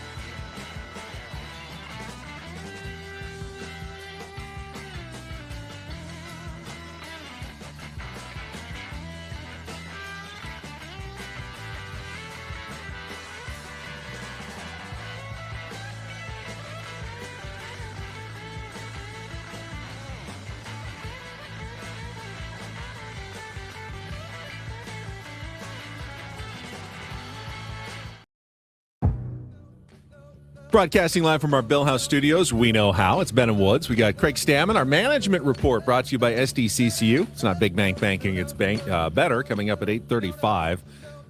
I've already been scooped on my trade proposal in our chat. People are speculating. This is kind of a DDT for fans. They look at the pictures of the players on the schedule and go, well, they can't trade Mason Miller. He's on the schedule for 2027. They can absolutely trade anybody. They can who's on a digital schedule. They can buy 50,000 bobbleheads and trade a guy. They do. It's happened. But he said, Xander's on the schedule, and we all know we're going to flip him for Lindor. Yeah, that was what we were talking about before the show today. Yep. Like, that seems like just like A.J. Preller. It's got them all over. In a nutshell, would be let's get rid of our expensive shortstop by acquiring an even more expensive shortstop, who is now apparently available with the New York Mets looking to sell. They want to get rid of Francisco Lindor.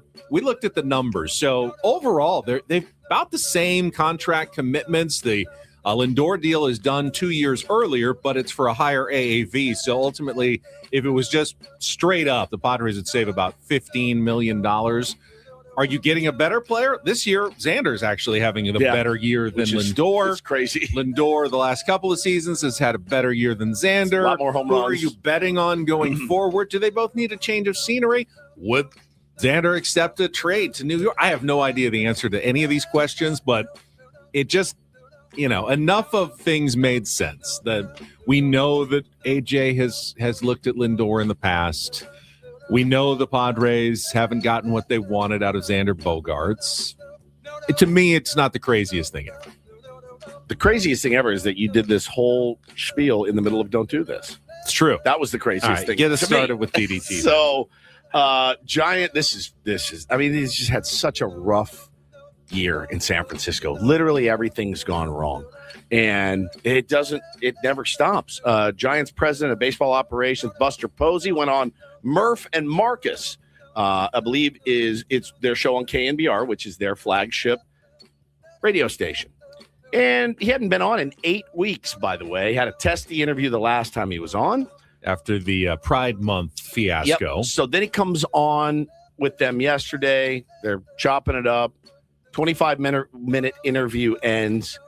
And all of a sudden, listeners in their cars, online, hear this. They hear, talk.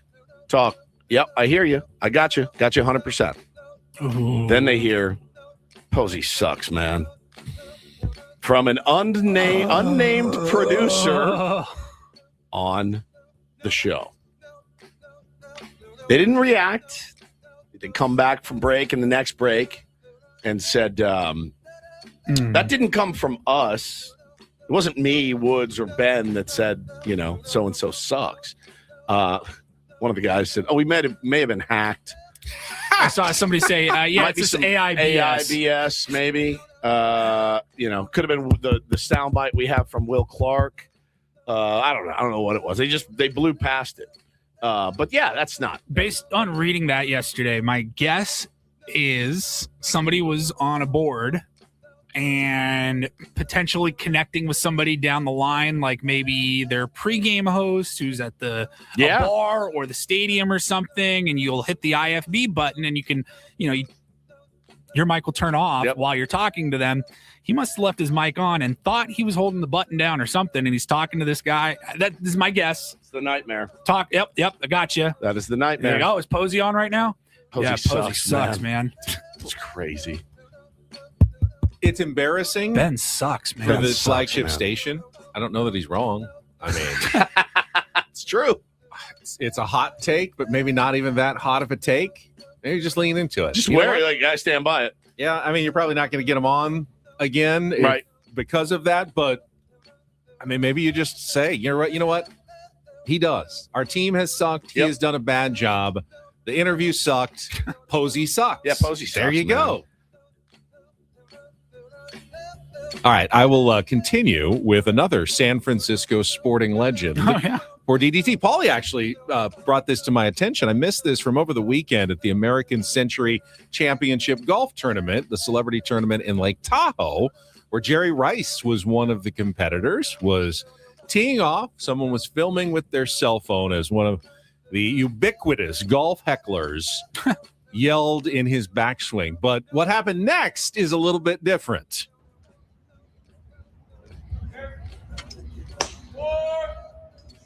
Jerry turns around, stares at the guy who yelled something. Hey! Oh. He's now walking back. Now he's under the ropes. Now he's starting to run. He's starting to sprint to chase after the guy. Why? He's mad. He's mad. He had a bad shot. The guy said something. Came in his backswing. I don't know that he yelled during the backswing. It sounded like he yelled after he hit it, and it was such a bad shot that he yelled for. No, that was him saying for. You can hear somebody go, Jerry, play it again. Play it from the beginning. So he chases this guy down. Yeah, he's like yelling at him behind a tree. Oh, boy. Hang on. Right there. Jerry. That right? was it. Yeah, he had plenty of time. He hadn't started swinging yet. He hadn't started swinging. When hang on. He just heard it. He's about to start a swing. But once you kind of locked in, it's hard to stop. That is difficult to back away once you're going with this. Well, he didn't. He hit a bad shot. He was mad. You know how I feel about the people who yell at golf tournaments. Not good about it. That's a DDT, but he didn't do it in his backswing. You can't do it at all. Can't say a word on the golf course, God forbid. You should be aware that someone's about to swing if you're going to yell at them and say something. The fact that that's where your mind went first instead of running after the guy. What's he going to do with him when he catches him? Hall of Famer Jerry Rice, you can't duck under the ropes and start chasing spectators around the course. So this was clearly the British Open that this happened. It was a play for a lot of money at that American Century Championship.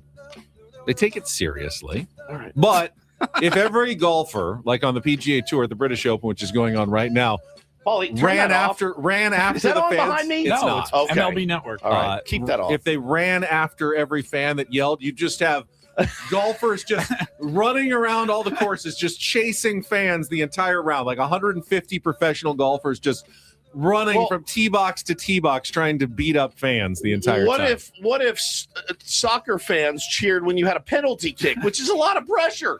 You'd be beating up every person in the entire arena, or a basketball player shooting a free throw, or a baseball player hitting a 98-mile-an-hour sinker. Frenchie says, I agree, not talking in someone's backswing, but golfers have to be the softest pro athletes in the world. Yeah. He's not even a golfer. He's a football player. Man, come on, Jerry. Golf would be fine if there was constant loud noises the whole time.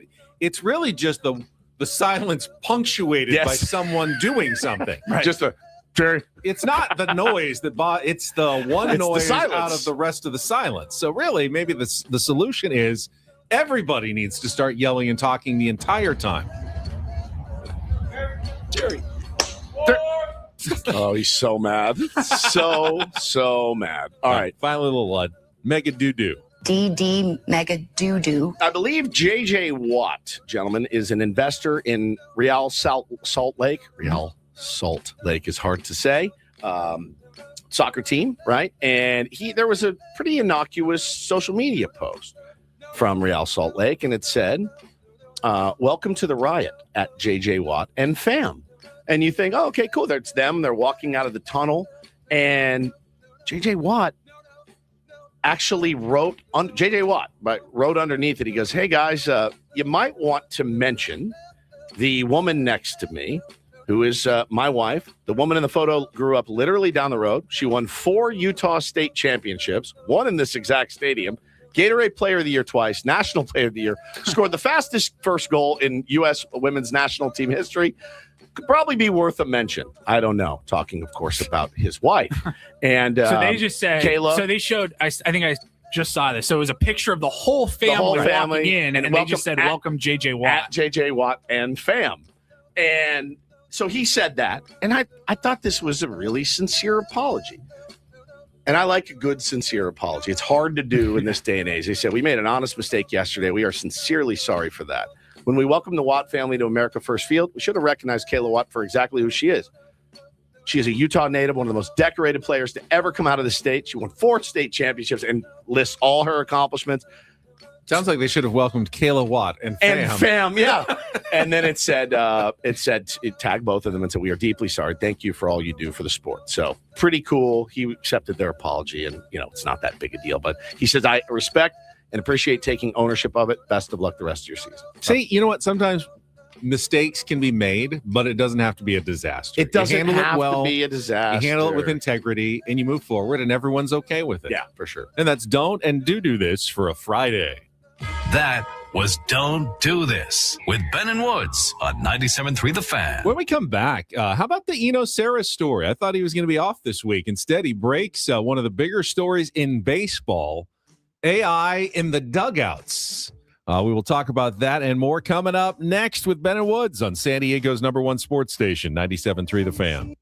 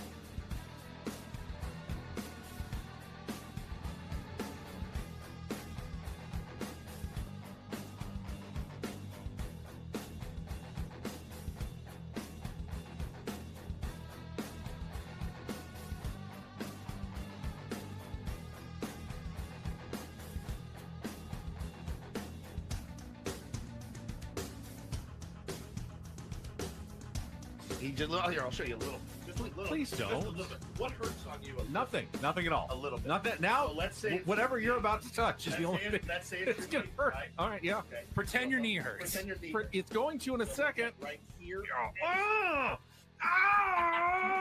That is not pleasant. Hey, player, this is all yours. This room with this view. This speakeasy with this cocktail. Hey, could you make that too? The spa with this. Ah. And this pool on this roof. This is all for you. The all-new Hamul Casino Resort. Now open.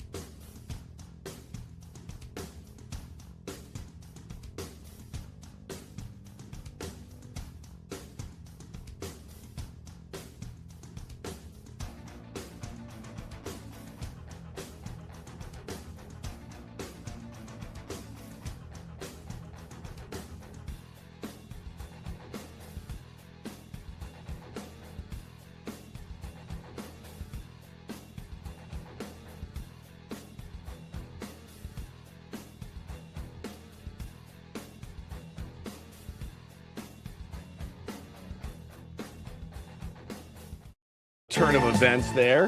Got a text from our boss, Adam R. Klug. Said, hey, fellas, bringing you guys some food. And what would you like? What are you doing? He said, what's your birthday? Oh, that's cool. It's nice of you bringing us some burritos. So you Breakfast guys burrito action. Feel free to ride on my coattails of my birthday and Happy to eat some food. This is like when you're a kid in elementary school and it was somebody's birthday. They brought like cupcakes or something for the whole class. Cream pies at your office. That's how. And when somebody's birthday, right. you get monthly desserts. The Channel 10 cream pie is now legendary. But cream pie of the month. I was like, did he make this trip special for my birthday? Because that would mean a lot to me. Or does he have work to do? Because this Friday. This will throw off his 4-day weekend that he usually takes. So it's really special. Work from home Friday, work from home Monday. Right. Weekend. He took Tuesday off earlier this week too. So just trying to cruise for that 2-day work week like we all are every single day. So yeah, he's going to be bringing us some breakfast burrito. Hope you guys don't mind if we indulge. Fantastic. On the air while we're talking. It's always a good way to start your birthday. And breakfast burrito. Breakfast burrito. I'm going to eat. I'm just going to have a quarter of it. Very cool. Thank you. So we will be awaiting Adam with bated breath. I can't wait. For breakfast burritos. More like bacon breath. I'm so mad. I made a mistake that I've been trying to correct during the break. He's been so distracted. Yeah. And apologize. The best thing when he's at his laptop and he is 1 foot away from like 6 inches away from the screen. I was like, what are you digging into? So can I explain Please. What happened? So yesterday I went to cover the pickleball, Major League Pickleball at the Barnes Tennis Center in Point Loma. Okay. And my plan was I was going to do an interview with a player who was from Carlsbad, played for the SoCal Hard Eights, and we were going to do an interview, and I was going to get some video of him. But I got there, and it turned out he was not playing. I don't know if he was hurt or something, so I couldn't get any video. So I had to switch, and they said, well, we've got another player, Megan, who's on the team. She's from Murrieta, so still local, and she would love to do the interview. So I got a lot of video of her. I interviewed her. She was great, former college tennis player, and it was fantastic. So as I always do in every interview, I asked, can you say and spell your name for me? She said it's Megan, Maghan. Wait. Meghan, Megan, just like normal. It's the last name. I thought she said Vizon, Vizon, but it was Dizon, Dizon. And I, in my story, wrote Vizon instead of Dizon. I just misheard it for some reason. So I'm trying to get them to correct it all. But it's already, I said Vizon, not Dizon in the story, and it's written Vizon. So I felt bad. And I said the wrong name. I said the wrong name and wrote the wrong name online, and I feel horrible. Because she was like, oh, my parents are going to love to see this, and this is going to be very cool. And I pride myself in being accurate. But like I had done all my research on the other guy that I was supposed to, going to interview. So I didn't know anything. This was a curveball. I didn't know anything about her. And so I did what I normally do. Well, can you say it and make sure I get it right? And I misheard it, unfortunately. You say Vizon, I say Dizon. I feel very bad about that. My apologies to Megan and her family. Now I'm confused. Which one is it? It's Dizon. It's not Vizon. It's Dizon. Kind of a cool last name. It is. It is a cool name. Megan Dizon. And you said Vizon. Yeah. And the story is where? Like on your website? Yeah. So you can at least I can at least change it on the story and make it accurate. So. You could also go back and recut the whole thing and just say like this. Not gonna do that. Let's do this. You could say Dizon. Yeah. You want me to do it for you? Because I do that on our show. Dizon. I'm the Ben and Woods voiceover guy. Dizon. There we go. This is my curse because I enunciate so clearly. Everyone can hear me say Vizon instead of Dizon. Most people would just say Megan Dizon, and you wouldn't even know what they were saying. Can I say something without? All right, never mind. I'm not going to say it. Never mind. I'm not going to say it. Turn the mics off. Here's what I was going to say. All right. So, it's mean, but it is what it is. Out there covering pickleball on a Thursday afternoon. Well, it is Thursday after the All-Star break, which is traditionally the quietest sports day of the year. So they took advantage of, a quiet day on the schedule to do pickleball. They play for a lot of money, like $200,000 prize purse. They're televised. I mean, pickleball is still the fastest growing sport in America. I don't play it. Have you tried it? Yeah, I tried it. Yeah. I don't understand the scoring. It's like really difficult for me. The scoring is like, it's weird. I don't know how the scoring works. I got tennis, no problem. 15, 30. I had to ask because the announcer was going, it is, the score is 6-8-2. Right. I'm going, what? 6-8-2? Mm-hmm. There's only two teams. What's the third score? So the two, it's either the first serve or the second serve. So each team gets both people serve, and then they come back. Oh, look who's here with our birthday breakfast burritos. It's good to see Adam on a. Is this not Friday? Interrupting your 4-day weekend that you usually take? I figured your birthday's important enough to interrupt. Nice. Did you have some work to do here at the station, or is this special for me? Thank you. Thank you. Huh? All right, sit on down and wish Woodsy a happy birthday while you're here. Breakfast burrito action. Oh, you are a sweet, sweet angel. Happy early birthday. Thank you. I'm bummed that we don't get to face off on Sunday. Yeah, had some plans and there's different age groups and everything. He's a year older, right? My son Ethan he plays at Frozen Ropes. Yep. Summer League, and then your son obviously plays with the Goats. And Frozen Ropes is playing against the Goats, but it's different age groups, and we had plans, so won't be able to do it. But he's also too old. Yes, he is also too old. I wouldn't have minded if they made an exception just to get him out there. I figured. It would have been really Adam's fun. son is too old? Adam's son's too old. He's old. Okay. He's 9? He's 9. 9. Okay. Oh, let him drop down. Let him drop down. Just for one weekend. You already have plans, though? Yeah. Damn it. He's going to have to rise up to the next level to play him at some point. Yeah, he'll have to play him. He's probably good enough to do it, right? Yeah, I think he's getting there. but it would have been so fun to look in the stands and have you out there, and then having Bo like face It Ethan. would have been okay if my son played on the Frozen Ropes team though against you. Yeah, I think it would be great. It would be great theater, don't you? Yeah, it'd be fun if they played together. Right, it would be. Does Ethan want to play on the goats? I don't know if you can handle my son. He is a little mini Adam. He is. We were at the Wings one day. He was here and he was like, "Hey, can you hand me that celery?" It's like, oh my God, he's like a smaller version of Adam. Hey, Yesterday, Ethan, you want to go to second, take some grounders? at the Roundtable, you had your friend in, and I looked. Do I have to? Adam's friend looks like another version of Adam as well that he had yesterday. Who was that guy? That's my best friend in the world. Yeah. That is? Yeah. That taller twin? Yeah, he's in from Atlanta. He was staying with me the last couple of days. They were like dressed the same and everything. How do you know him? What's his name? His name's Elliot. You didn't introduce us. Really? What do you care? Because I didn't know that was your friend. I thought table. We just kind of ran straight over, so I don't think he we was had time, sitting in the round table watching the round table, and I thought it was like the guy from Epic Wings. I was like, maybe a new guy. I didn't know that was your best bud. Yeah. He enjoyed the bourbon conversation, and he's a big bourbon guy. He is. He's got his own bottle of Pappy Van Winkle, which is like it's the fanciest. And so when Ben mentioned that, big deal. Well, thank you for bringing me. I got to say, I was a little bit bummed. Like, what? Kyle comes in, does the job. He gets a gift. When I'm in for Paulie, I don't get a gift. It's true. It's true.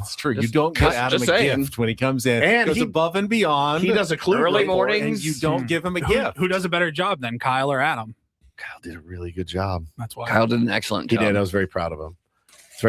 Thank you for this. Yeah, of course. Well, look, I know it's your birthday. I wanted to come in and make sure I deliver breakfast to you guys, but it's more than just Woodsy's birthday. I know that it's been kind of public, and you guys have made it a big deal on the air for the last however many months, and we've been going back and forth. And I know you mentioned earlier this week we're having contract negotiations. I really enjoyed those conversations, by the way. They were all so fun and stimulating. I loved when you called me urgently at like 6 o'clock and just put me in like a complete panic. That was really fun. My neck. Look, there's nothing I enjoy more than contract negotiations. I told you, it's the last. It's like pickleball. It's the yes. Ball's in your court. The ball is in your court. Well, the ball is no longer on my court. What you guys asked for is right here for each of you. Really? Everything you guys asked for. Really? Paulie, Woods, Ben. It's done? It's done? This is it? Like what we asked for? I don't believe you. Done. Do I need to read the fine print? You can if you'd like. Nothing to hide behind. Oh, dude, are you kidding me right now? Yeah. This looks real. What's everything? Yeah. Everything. Yeah. Nice. I'm shaking right now. Wow. So now the ball is back in my court. I think this looks like it's done. I think Woods, you good? I'm good, man. I'm about to start crying, so I don't want to cry, but thank you. 3 more years? 3 more years. Yeah. 3 more years. 3 more years. All right. Well, you guys good? Wow. I told him, I said, it wasn't very heated on this one, but it had been before. But I said, if you get this, I will sign it. I'll sign it tomorrow. So I will sign it today when we're done. We spoke last week, and you guys kind of told me you wanted me to go first and get things kind of set up. You said when Paulie's good, we'll be good. And we had those conversations last week, and I felt pretty good, but I still had no idea where things stood because I hadn't really heard from you guys until this morning about like your conversations. I'm very honored. I'm very humbled and very excited about the next 3.5 years. There we go. I'm not going to lie. It's such a relief. I didn't want to learn new colleagues' names again. Holy cow, man. I'm glad we're staying. It's the best birthday. I thought last year was going to be really hard to top. Right. But it's ours. It's my. Can you afford this? Yeah, can you afford this? I don't know. I guess we're going to find out. Can we? I just wanted to thank Kyle is no longer with the company. Jeez, dude, at what cost? I am very grateful, Adam, and I know I bust your balls a lot, but you're a fantastic human being. Well, thank you to you. Thank you to Peter. Obviously, Michael not here with us, but I want to thank everybody that works my here. heart. Thank you. Right I'm now. like, I'm 106 right now. Freaking out, man. Unbelievable. I am so happy that we're staying together and we're staying here. Now I'm 3 wondering. more years. Now I'm wondering if I didn't ask for enough. It was, he got it done. How difficult was it to get everything? I've been working behind the scenes. I love you, man. I appreciate it. My family in between my 4-day weekend. Yes. You know? Well, I mean, you got 3 days to get it done. I'm How much do you hate that bit, by the way? Don't love it. Well, look, I mean, we're only about 3 years away from another contract year, so we got to take this really seriously. You got to take it really seriously, and I love this job. I love this company. I love this place. I don't want to go anywhere else. I'm happy to be here. I'm happy to be with these guys and you, and the sky's the limit. I've always felt that. So I can't believe we got it done the way we did, and it's a really good birthday gift. It's a really good awesome. All right, let's take a little time out. Yeah, I want to eat this burrito. When we come also. back, we can eat some of our celebratory burrito. When we return, who cares? We can phone it in for the next couple of years. We can do whatever we want. Accountability. I've got a contract. Yeah. Siesta we have time. job security. Coming up next. Siesta Whatever time. Woods and Ben want to do. Thank you, Adam. Thank you to Awesome, Peter as Adam. well. Thank you so much. Love you guys. Hey, Tier 1s, good news. Ben and Woods back through, well, certainly longer than the baseball CBA, that's for sure. Through what, 2027, through 2029? Really? That's amazing. On San Diego's, number one and staying number one sports station, 97.3 The Fan.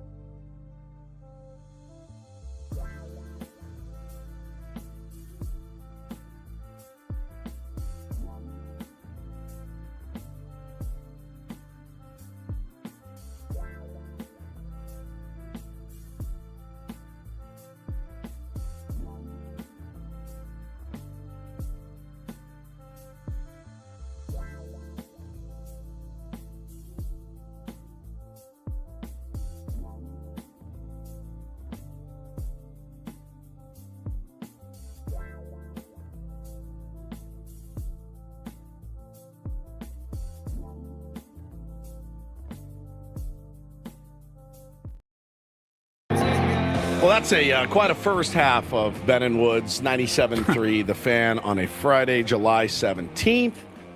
Man, I'm a little bit shell-shocked, to be honest with you. I'm Woodsy. That's Paul Reindl, executive producer of the program. Ben Higgins, your friendly neighborhood sports anchor. You still furiously working on your correction? No, I'm tweeting out some thanks to Odyssey and 97.3 The Fan and Adam, but mostly to the tier ones. Yeah, man. Who have supported this program from the very beginning. Yeah. Some of you have joined along the way, but I just had the realization, and I was writing it down, that by the end of the new 3-year deal that we just agreed to, we will have been on the air more than a decade on this station. Yep. On this station, yeah. You just don't. Yeah. It just doesn't happen. It just doesn't happen. That's crazy. It doesn't happen. No. And I'm just humbled and honored that we can. 10 years, you'd bounce around to 3 different stations. We can spend a decade with you in the mornings. It's just unbelievable. I just never would have dreamed it was possible. When we got started, we thought we'd be lucky to last 3 months. I thought you were going to drop dead. So that was the thing that I always was I do have to get through the next 3 years still. Well, I was feeling much better about those chances. I mean, you I don't know. Joe, thank you for bringing us back down to earth, Joe. He says, 3 more years of this nonsense. Okay. Yeah. I mean, Joe, you're not bringing me down today, buddy. I'm excited for more nonsense with these guys, with Paulie and Ben, because, we talked about it, Paulie, when you were gone, with Darren and with Julian and with Ava and Tolly, that the reason I like to get up in the morning is to see you guys and to interact with the audience, except for Joe, but his like. But that's the reason. Like, what did these guys get up to? What did this happen? What happened? That for me, it's not anything other than that. Is like, I just like coming and hanging out with my friends and talking about sports and life and everything else that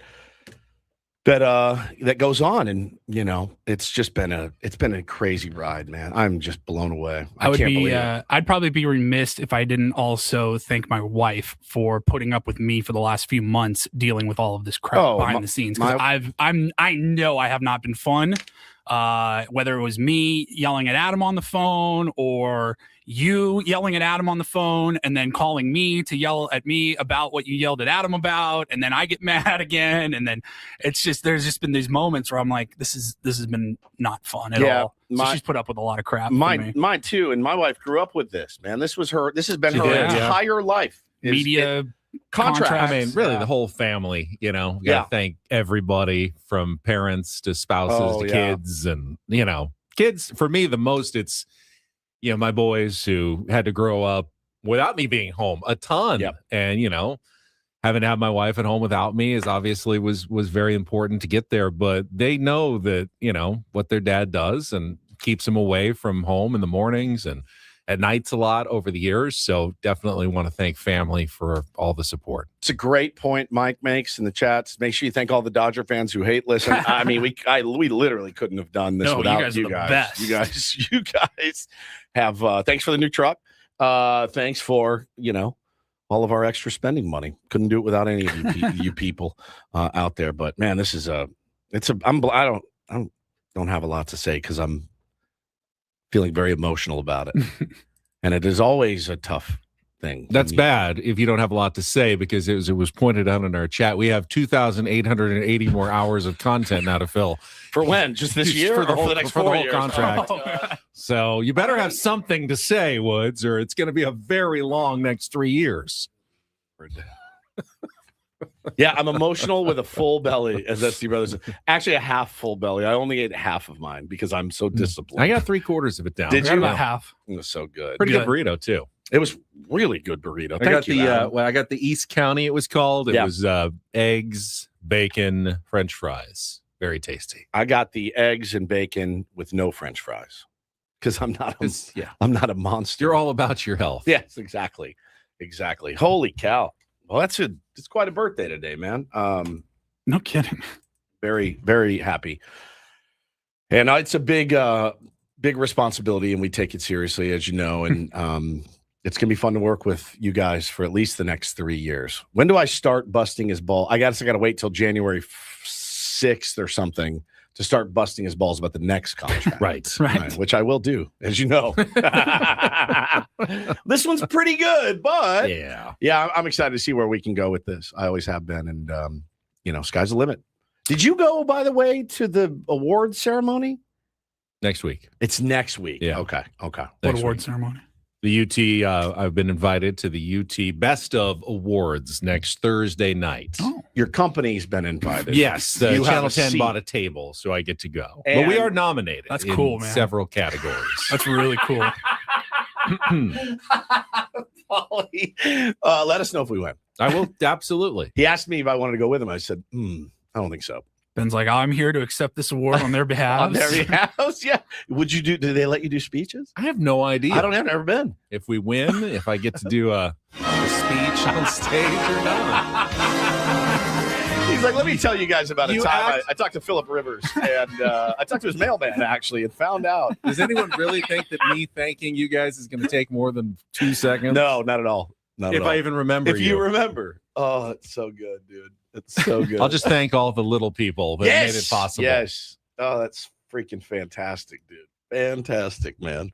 Thank you guys for all the kind words in the chat. It means more than you could possibly ever know. So thank you. Yeah, there were some people who pretty emotional about this. I'm one of them. Appreciate it. Sorry. I'm kind of blown away. I'll start crying on the way home. That's a guaranteed. I'll be driving home sobbing because I get to do it here with you and in this town. That's what always gets me is like, man, I should be in Topeka, Kansas right now. No offense to my beloved Topekans out there, but the fact that I get to do it here with you guys, embarrassment of riches. You guys are the voice of San Diego. Thank you, Manny. It's an embarrassment of riches. We've almost been signed as long as Manny Machado, but not quite. Almost, yeah. Not quite there yet. How many Padres managers are we going to have in those 3 years? That's a good point. Over under 1.5. We do have more job security now than our guest at the bottom of the hour. Craig Stammen will join us on our management report. That's always the case. Always the case. Even without a contract, we probably still had more job security. And not just Craig, but really any Major League Baseball manager. They are hired to be fired. Don't think he's getting fired this season. I think they're going to definitely let him finish out this year for good or bad. Yeah, and then they'll 500 reevaluate in the offseason what they're going to do and what Craig wants to do going forward. And really, man, no organization is really any different, guys. I just saw and this is before yesterday's interview on KNBR. But Buster Posey was asked, "Hey, can you assess the job that Tony Vitello has done?" Oh, I think he and his team are doing a great job. It's nothing. Nothing ever changes. It doesn't matter. You go to organization to organization.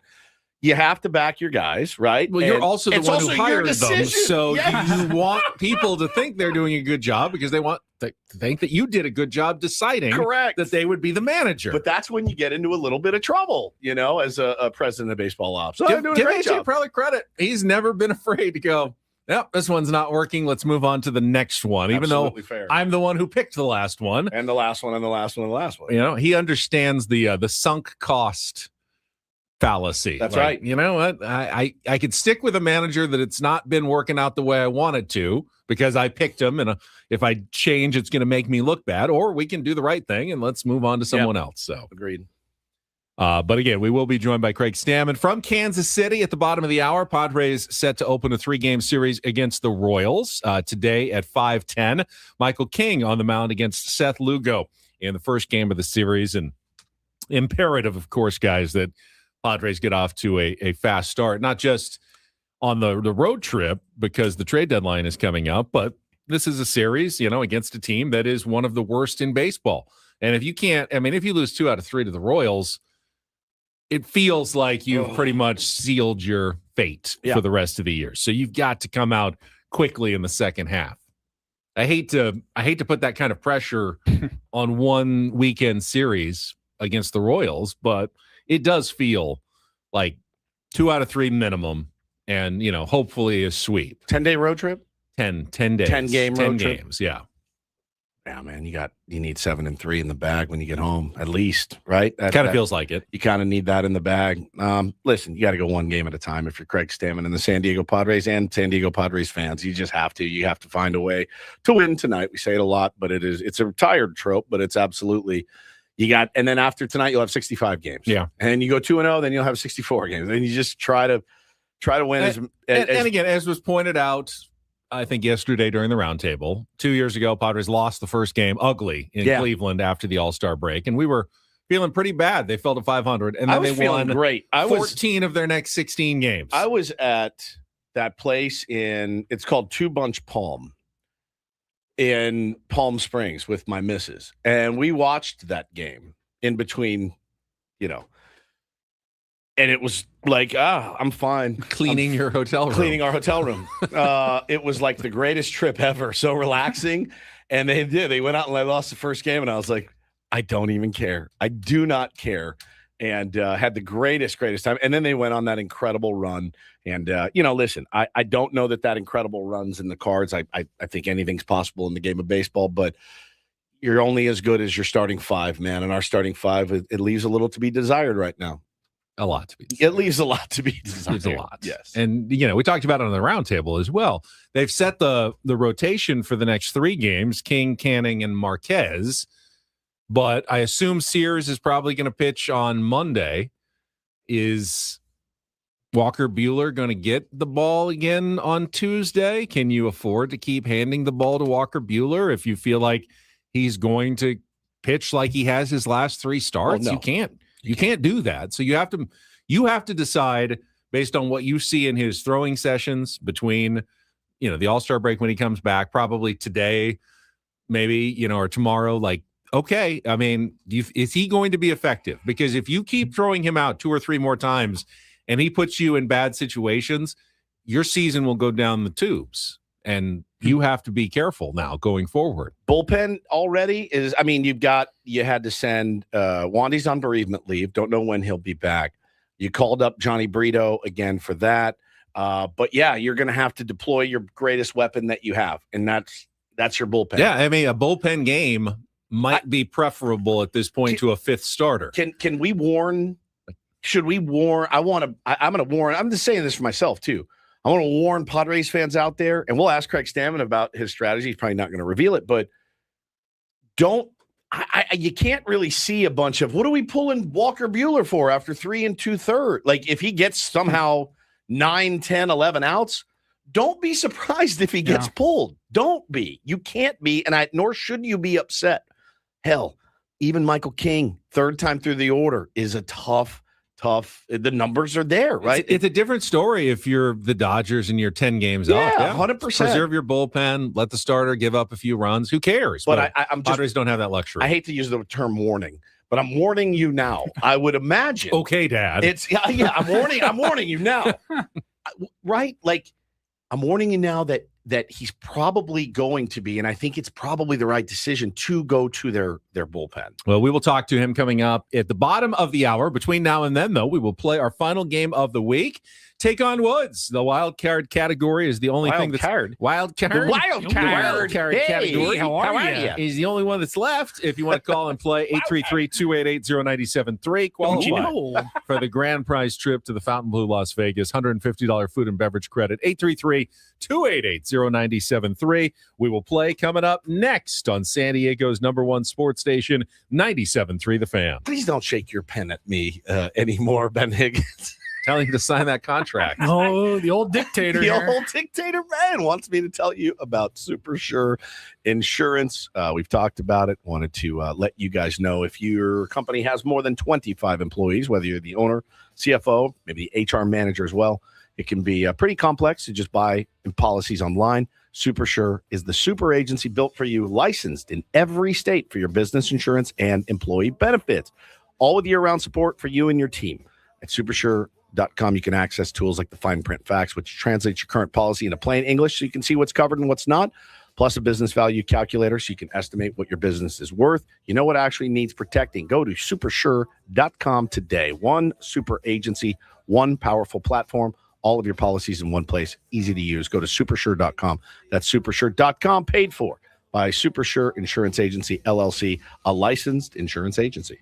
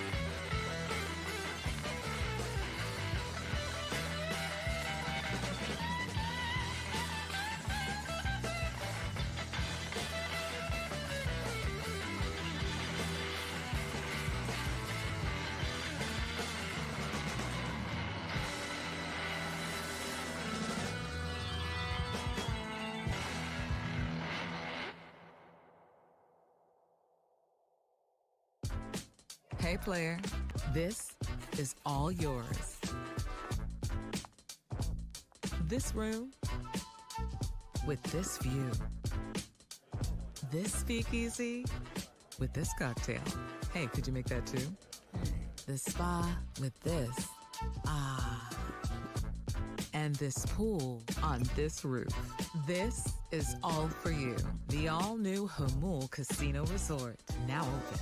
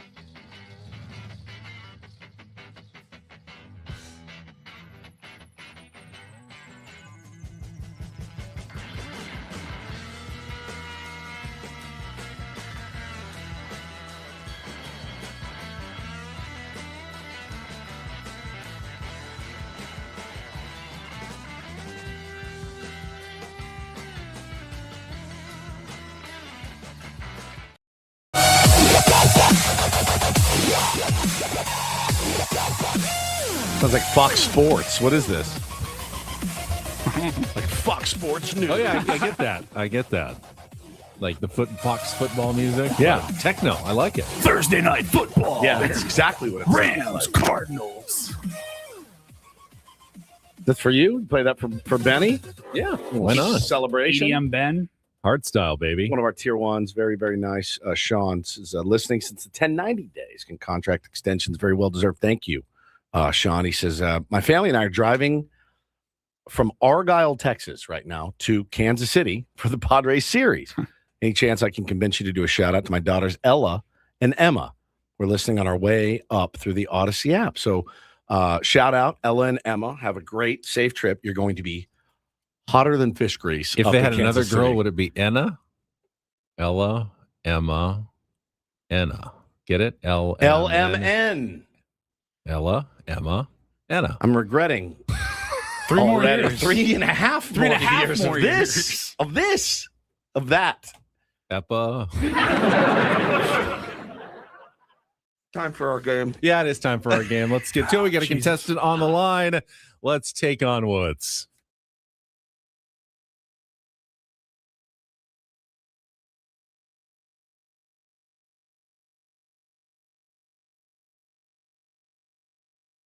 Woods. Take on Woods. We just lost our contestant. Call now, 833-288-0973. Had it all lined up. Sometimes that happens. So you get a call right now, 833-288-0973. You can swoop in on our wild card category of astrology. If you've been listening all week, you know what's coming. Call now. Take on Woods is brought to you by Bail Alarm, security and fire alarms for every business. We got you, and whoever gets in under the wire here will be trying to qualify for our grand prize drawing, the trip to Las Vegas, a 2-night stay at the Fontainebleau Las Vegas, and a $150 food and beverage credit. The Oasis pool deck at the Fontainebleau has officially opened for the season, offering a 6-acre elevated pool experience with 6 distinct pools in Live Beach. You can win it right here, or just visit FontainebleauLasVegas.com to book your own reservation. Right, I think this is the same caller we had. Oh, okay. Caller on the Judy, on the are you air. back? Are you there?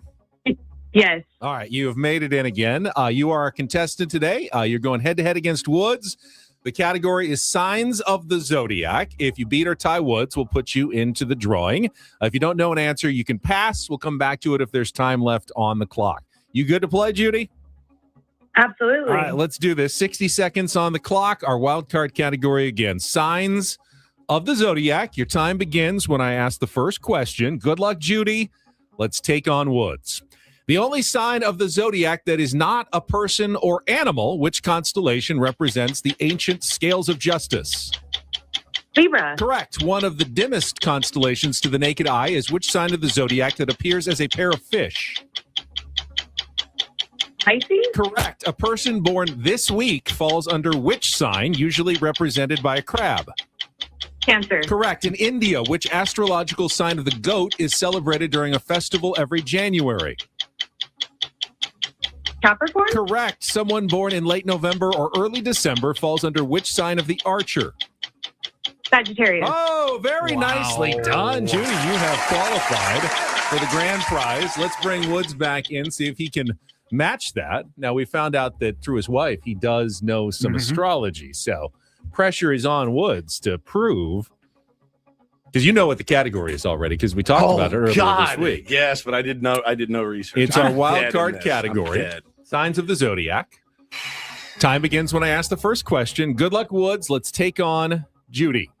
The only sign of the zodiac that is not a person or an animal, which constellation represents the ancient scales of justice? Oh, Libra. Correct. One of the dimmest constellations to the naked eye is which sign of the zodiac that appears as a pair of fish?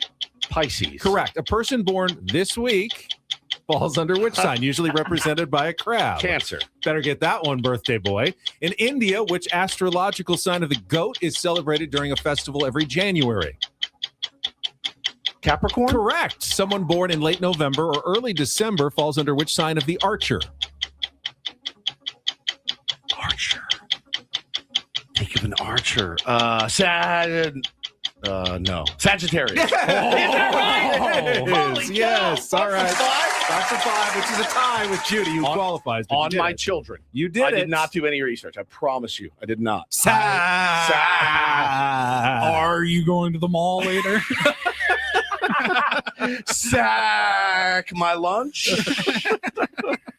All right, Judy, I would have done so horrible. Okay. I've never known anything about the signs. Megan's not into it? She might be. She would actually do well at that. I've never been into it. I've never known anything about it. I would have gone 0 for 5 unless I just So guessed. our guest Ava was into astrology. Yes. I let her take the quiz when we were at our community huddle on Wednesday. She nailed it 5 for 5 as I well. think that just goes to prove Odyssey management made the right decision. You signed the new deal, 5 home runs right out of the chute. Judy, Pauly will get your information during the break, and then we will come back with our management report. Craig Stammen joins us from Kansas City, coming up next here on 97.3 The Fan.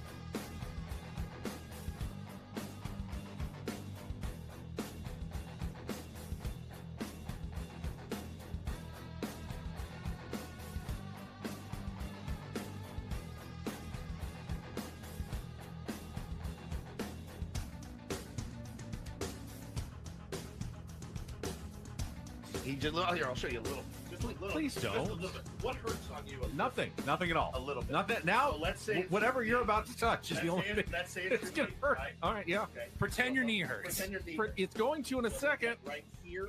Oh, that is not pleasant. Hey, player, this is all yours. This room with this view. This speakeasy with this cocktail. Hey, could you make that too? The spa with this. Ah. And this pool on this roof. This is all for you. The all-new Hamul Casino Resort, now open.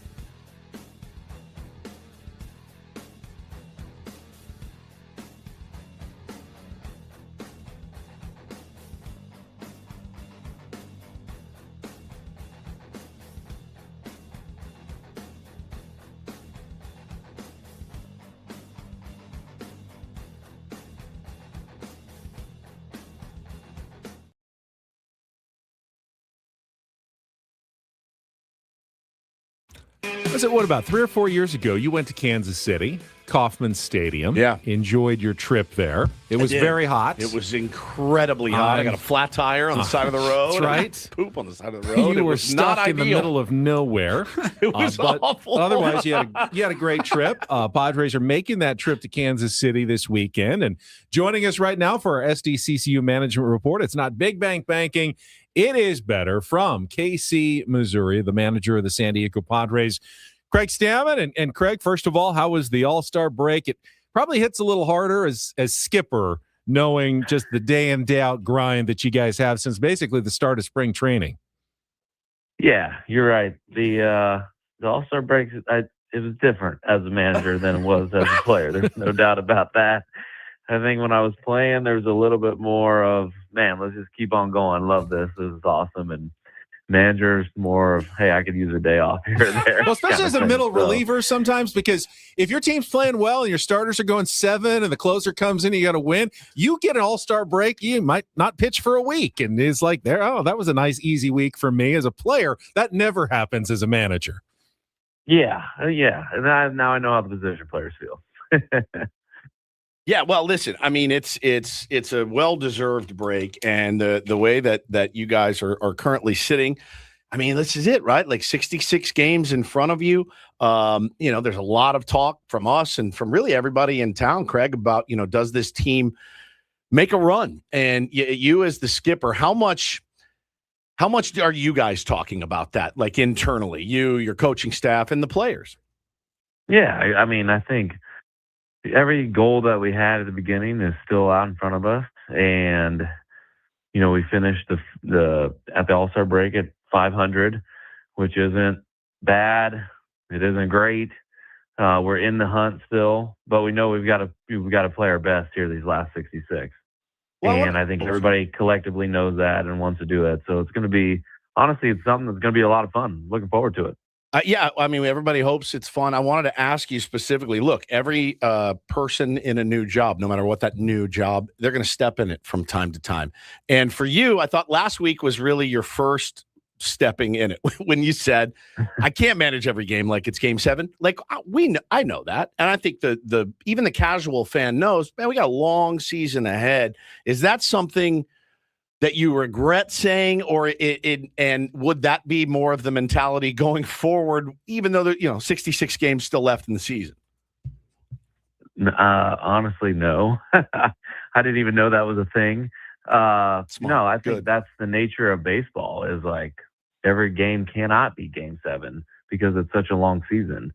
Now, as you get down towards the end, can you be more aggressive, or even at the end of the leading into the All-Star break, can you be more aggressive with how you make decisions? And yeah, we did, and we can. There's just, you got to pick your places. And, when you're on a stretch of 17 games in a row, it's impossible to do that. When you're on a stretch coming up here now of another 10 games in a row, it's probably less likely you can do it at all 10 games. But, at the nature of where we're at in the standings and how many games we have left, we've got to be a little bit more aggressive going forward. I think the players know that and expect that. But to, manage them in a way for 162 like that, I would burn them out really fast. I know what that felt like as a player. I know what that felt like as a reliever specifically. When you're managing games like that, it's impossible to last that long. So, hopefully I have a good perspective of the yin and yang of doing it, but being aggressive but also taking care of the guys. I think, we're set up for a good second half. We've managed it in the right way. These guys are healthy and fresh and ready to go. Talking to Craig Stammen on our SDCCU Management Report. It's not big bank banking, it's better. Got Michael King going tonight. Feels good, feels right to start the second half. After that, though, what's the state of your starting rotation right now? Health-wise, performance-wise, what are your kind of options going forward, Craig, when it comes to the starters? Yeah, health-wise, they're all doing really well. Performance-wise, we know it. The last few weeks before the All-Star break wasn't our best from the starting rotation perspective. We're getting a few guys back healthy.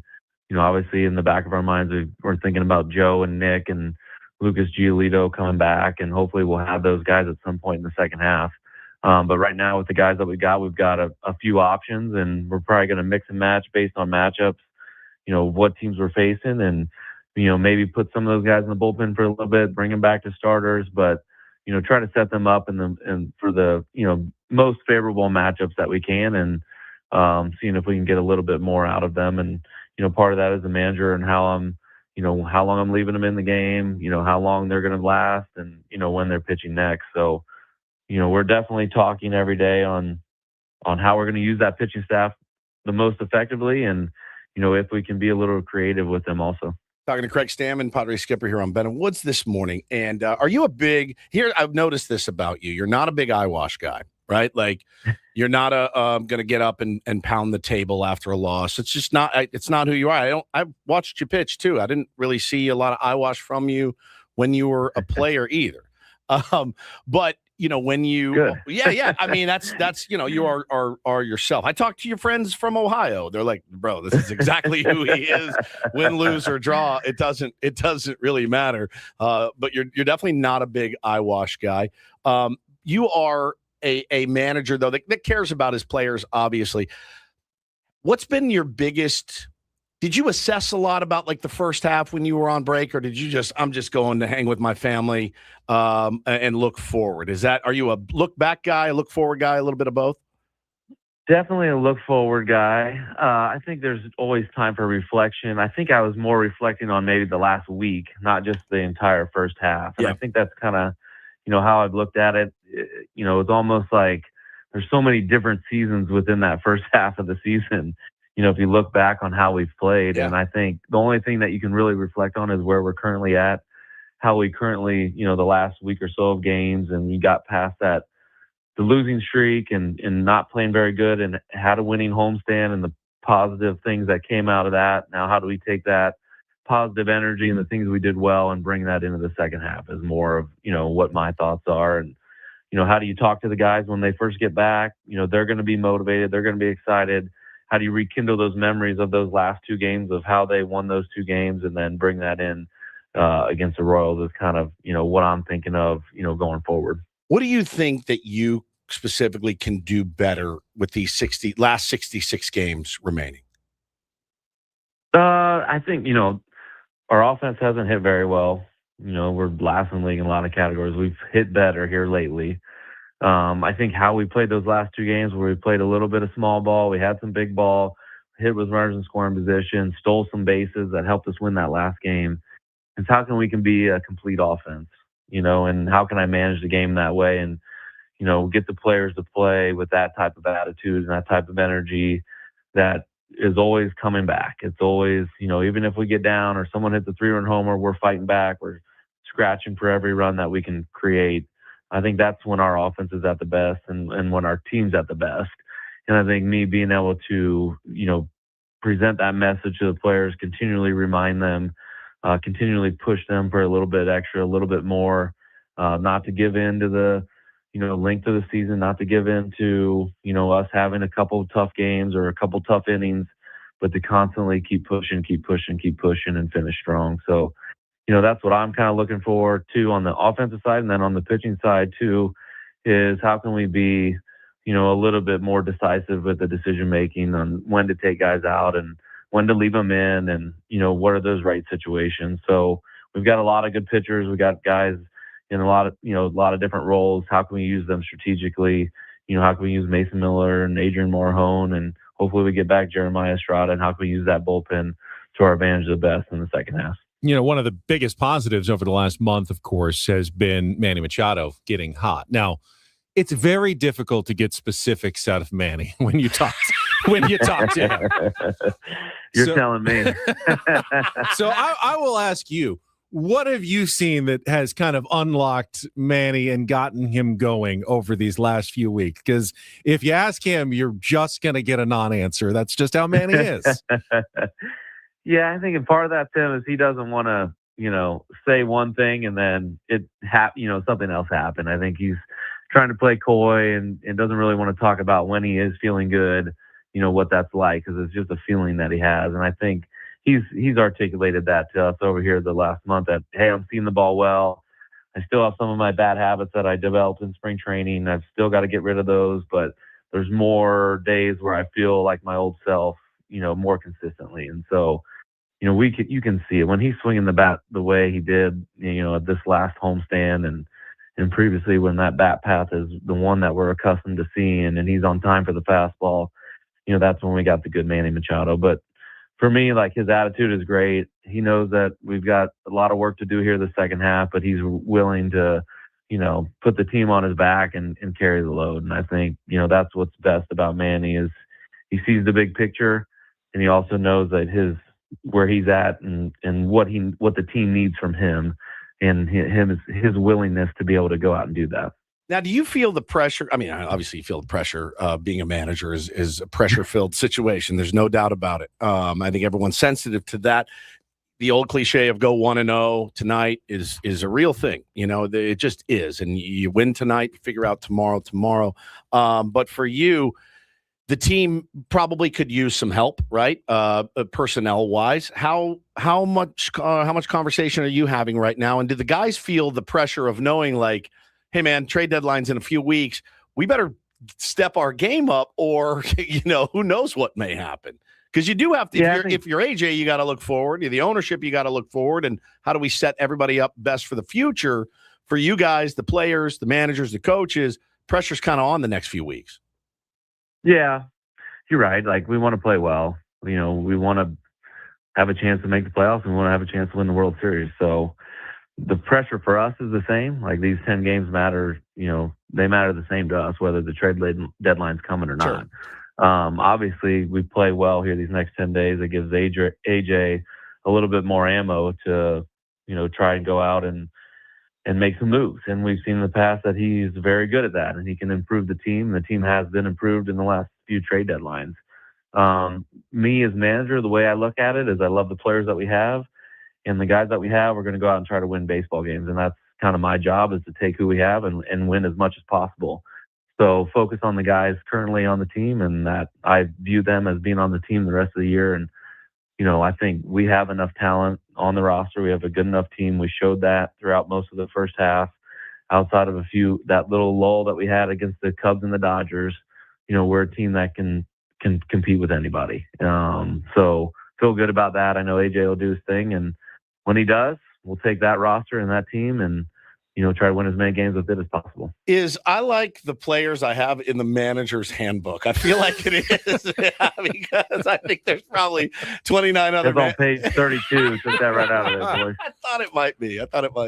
Before you go, the one thing I need to know: did you get to play golf during the All-Star break, and did you remember how to swing the club? You know what? I took my two boys out and we played 9 holes.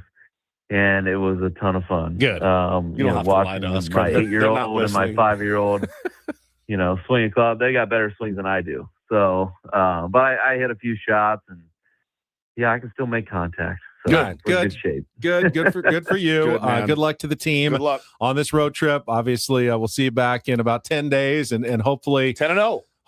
That'd be nice. Let's go. I love that. I love it too. One at a time, Woods. Win one tonight. I always win 6 tonight if you can, but if you can't, just win 1, and that we'll take it. So have a good weekend. We'll talk to you in a couple of weeks. Hey, sounds good, guys. And I hear there's congratulations in order. Thank you so much. Yes, our new news this morning. You're here to bother the manager in Kansas City has heard the good news. It's like, great. I got 3 more years. 3 more years of this. Cool. Awesome. Thanks, Craig. Yeah, you got it, guys. There it is. Our SDCCU management report. It's not big bank banking. It is better. He does not want to know how many managers we've gone. We've chewed through already. During our time on 97.3 The Fan. That is not what he wants to hear this morning. Yeah. I mean, Andy Green.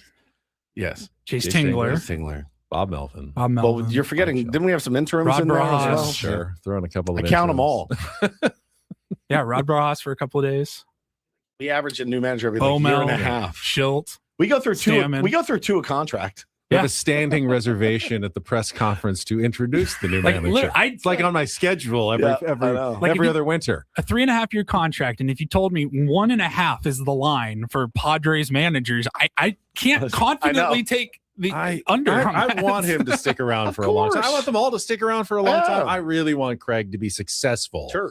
And stick around for a long time, because as you can tell, of course we all do, but you have to look at the track record. As you can tell, he's very easy to talk to. He is. He's a nice guy, dude. It's like a dream for us. But of course, the most important thing is the success on the field. That's going to dictate what his future looks like as a manager. Would I love him to be successful enough that he is the skipper for the next 10 years? I would love that. That would be fantastic. But that's not going to be for me to determine. That's going to be for his players and his front office to determine. I almost said to him too, when he's like, yeah, just got to get the offense going. Like, what does that look like? I mean, you can't, you're not, hey guys, go put together some good ABs. At this point, these guys make a ton of cash. They got to go out and perform up to their capabilities. This hour on 97.3 The Fan brought to you by GL Pools, the swimming pool experts trusted by thousands of San Diegans since 2006. Baseball season is in full swing, so is swim season. Make sure your pool is ready. Call now, mention radio for a free month of pool service. We'll come back.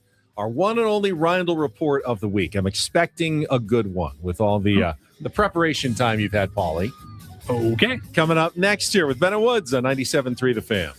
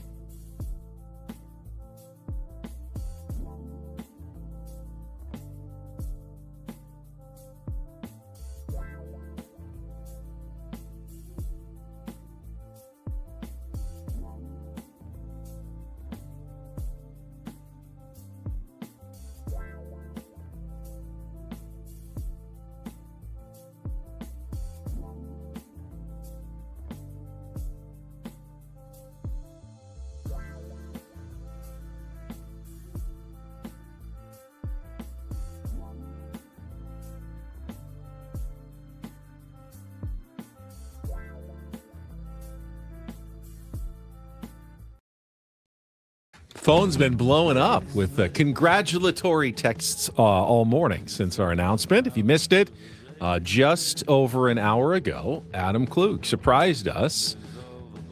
I don't know if acquiescing is the right word, but agreeing to our final contract demands, and we have agreed to a new 3-year contract to remain here at 97.3 The Fan. Very excited to be on this station with you guys, the flagship of the Padres. Get to talk to the manager, Craig Stammen, like we did in our last segment. Very excited. Beat him into submission. A little bit. Adam, yeah. Yeah, a little bit. But now he doesn't have to worry about it either. So he's probably pretty happy. I bet you he's behind him, yes. I bet you he's very happy he doesn't have to hear my BS about it. For at least a few months. For a few months, at least. You can get still the end of the year, at least. But yeah, the new deal doesn't even kick in until January 1. He also admitted that he bought our celebratory birthday burritos / new contract burritos with station funds. Which is fine. I didn't know we had station funds. I didn't know either, because every time we asked for station funds, we'd have to... If that was me that said, hey, man, I got to... can I expense these 3 burritos? He'd go, I don't think so. Right? So... the fact that he did it means a lot to me. It's management's job to say no a lot of the time. That's true. So when you get a yes out of them, let's call it a victory. Take your yes and move on. move forward. All right, let's get to a Rindle report. It's been all week. We've been waiting with bated breath. Go for it, Paulie. And get things started here with our today's edition of the Rindle report. Now tuned into the greatest. Welcome to the Rindle report with Paul Rindle. Hey guys, it's Paul here. Hi, Paul. All right. 2 stories from the world of sports that we haven't gotten to yet. We'll start off in Major League Baseball. And 1 story that you didn't know you needed. Are you laughing, biatch? It's the Rindle report. Hey, Paul, how you doing? Okay, how are you? I'm good. How are you doing today? Okay, how are you? On 97.3 The Fan. Are you ready to bless the mood? I need some help, please. That was good. Can I get a oh yeah? Oh yeah. All right. Steve in the chat says, perhaps Ben will hover over Paulie's shoulder to help ensure it's a good one. Yeah, you want to come stand over me and make sure I'm doing everything accurately here? Chairman Ben was getting them. People also missed that Rindle report open. They did. Heard it all I week missed long. it. I'm good. How are you guys? This Paul here. Happy Friday, gentlemen. Happy Friday. Welcome. It's your Monday, actually. So. Yeah. And yeah, Friday. happy Monday. Monday and Friday. You fit right in around here. 1 day work week. Yeah, no kidding. I got to imagine it was a relatively, like, if Kyle did do the Kyle report or the round of whatever, probably would have been pretty tough to find 3 solid stories to talk about. It's a very weird week, very slow week in sports. But I did have something that I saw over my time off over the last few days. You mentioned early in the show, Ben, we were talking about the Padres 2027 schedule came out yesterday. And you said that the NBA, fully in their offseason right now, they cannot even begin to set up their schedule yet until LeBron James chooses a team. Now, it was probably a week and a half, 2 weeks ago. I remember I told you guys that LeBron's agent, Rich Paul, it was reported that he was not sending LeBron on any pitches. Teams were not traveling to him, taking him out to dinner, wining and dining him. Yep.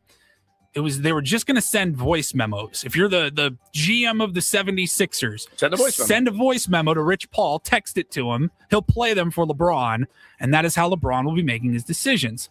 And I got a really good kick out of this one because Luke Cornett from the runners-up, the Spurs, he has a Substack account that he writes on and puts content out on, and he actually put out his voice memo on behalf of the Spurs. He released it, and this one made me laugh. Luke Cornett, his pitch on behalf of the San Antonio Spurs to bring LeBron James to town. Hey, LeBron, Mr. James. LeBron. It's Luke Cornett, number 7 of the San Antonio Spurs. You yelled at me a little bit last year. Anywho, I just wanted to, kind of extend the invitation to come over here to San Antonio. We got a great thing going. A lot of young talent, it's an easy place to live, tax-free, that's always something. You can play alongside, generational player, and Victor too. Anyways, SeaWorld, La Panaderia. If it's hitting.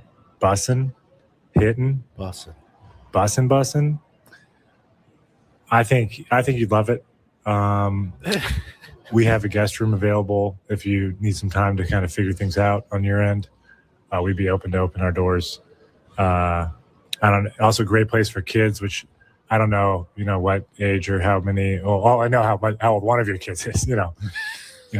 450 and all. But you should just come swing on by, try it out.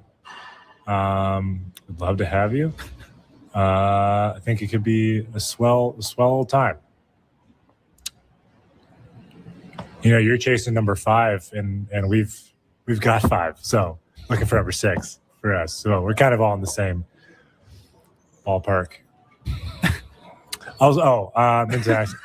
My agent, he said that he sent it to you, but I don't know if it got lost in translation or something because never really got it back. But if you could just sign, we'll first find it, probably then signed it and send it back. I'd really appreciate that.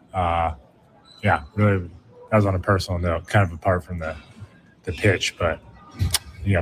This is me. It's actively dissuading me from coming there. That's the point. I think he's joking. It's obviously he's obviously joking. Yeah, I think it sounds fun. But it's true how hard it is to leave a voicemail. So anyways, it is 9:07 on Friday, and if you could just give me a call back. My number is the late great John Sterling trying to call who does us and leave a voice message. Who leaves voicemails anymore? You ever leave one? I try not to. I try not to as well. I feel like sometimes you're in the voicemail car and you can't text and you need someone to find something out. That's about it. I'll usually just hang up and say, hey, just give me a call back, or hey, not important, call me back whenever. You'll actually leave it? I'll text them. The only voicemails that I get, I feel like if you leave a voicemail, it's because you're cold calling somebody, and I don't really ever cold call anybody. Yeah, I really don't either. Except for me. Well, I know I call you, but I don't leave you. I never leave. No, I'm saying, I don't really use my phone. This is all I get every day of my life, and I get between 10 and 12 of these things. Come on. That's really good. 3-year deal for this guy right here. Nope, doesn't. Amazing. You can't even hear it. So, good morning, Sarah Thompson, calling from Liberty Point Finance. I work in underwriting. So hit the speaker button. I did. Yeah. But K-Laws says, I don't want to listen to people speak. I'd rather read. LOL. Sometimes, though, the inflection and the tone does matter, and people get the wrong idea. If you text something and they read it one way and you intended it in a different way, you're not always crystal clear in a text where your voice carries a completely different meaning than the one that gets texted. Everyone's dealt with that before, right? Yep. Or you read a text and you kind of wonder, I wonder if he means it this way or if he means it that way. And you just don't really know unless you hear the voice for context. I saved this one. It says, I just want to call you. Can you call me back? Bye.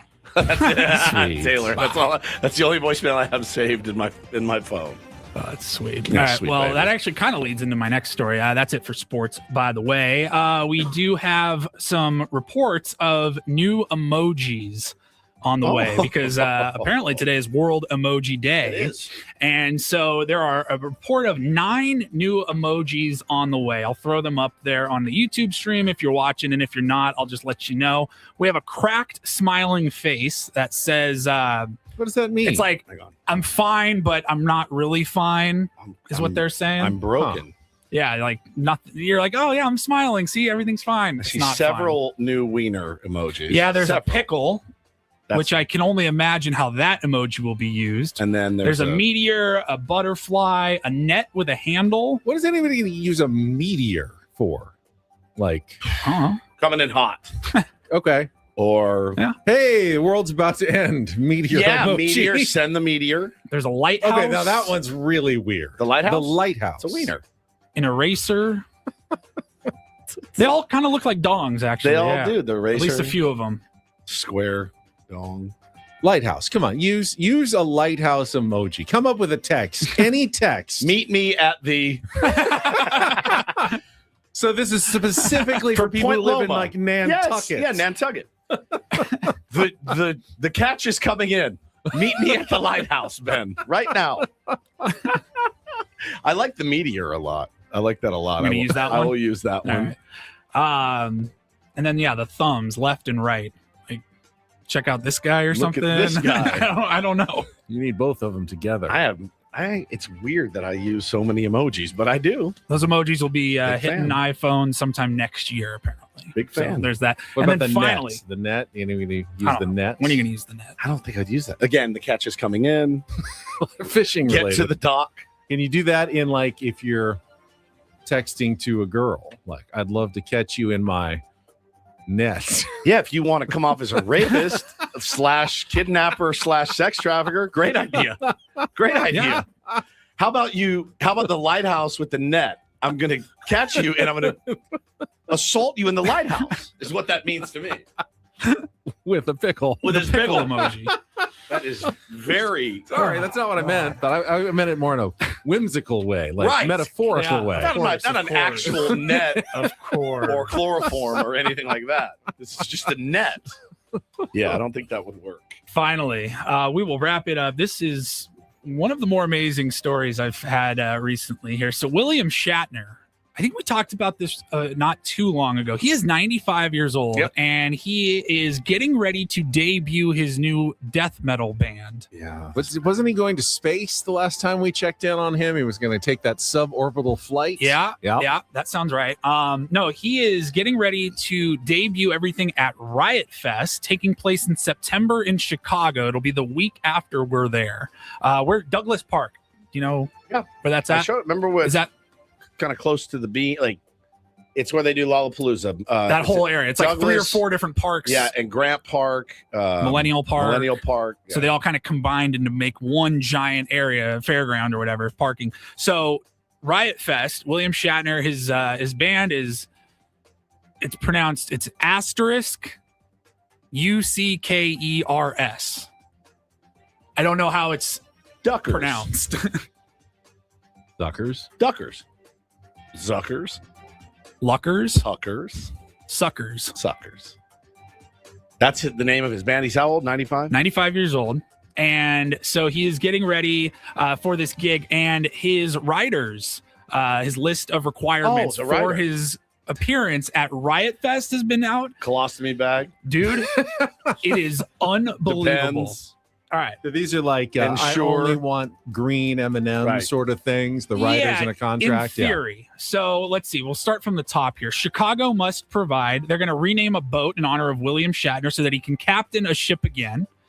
One prominently displayed Riot Fest billboard with Shatner's face and the face of one lucky fan. A classic Chicago food item to be named in tribute to William Shatner. Co-anchor the weather outside with Chicago's most beloved meteorologist. And sing Take Me Out to the Ball Game at a Cubs game. Okay. I am 51 years old. You can't get me to do more than 2 activities in a weekend or I'm exhausted.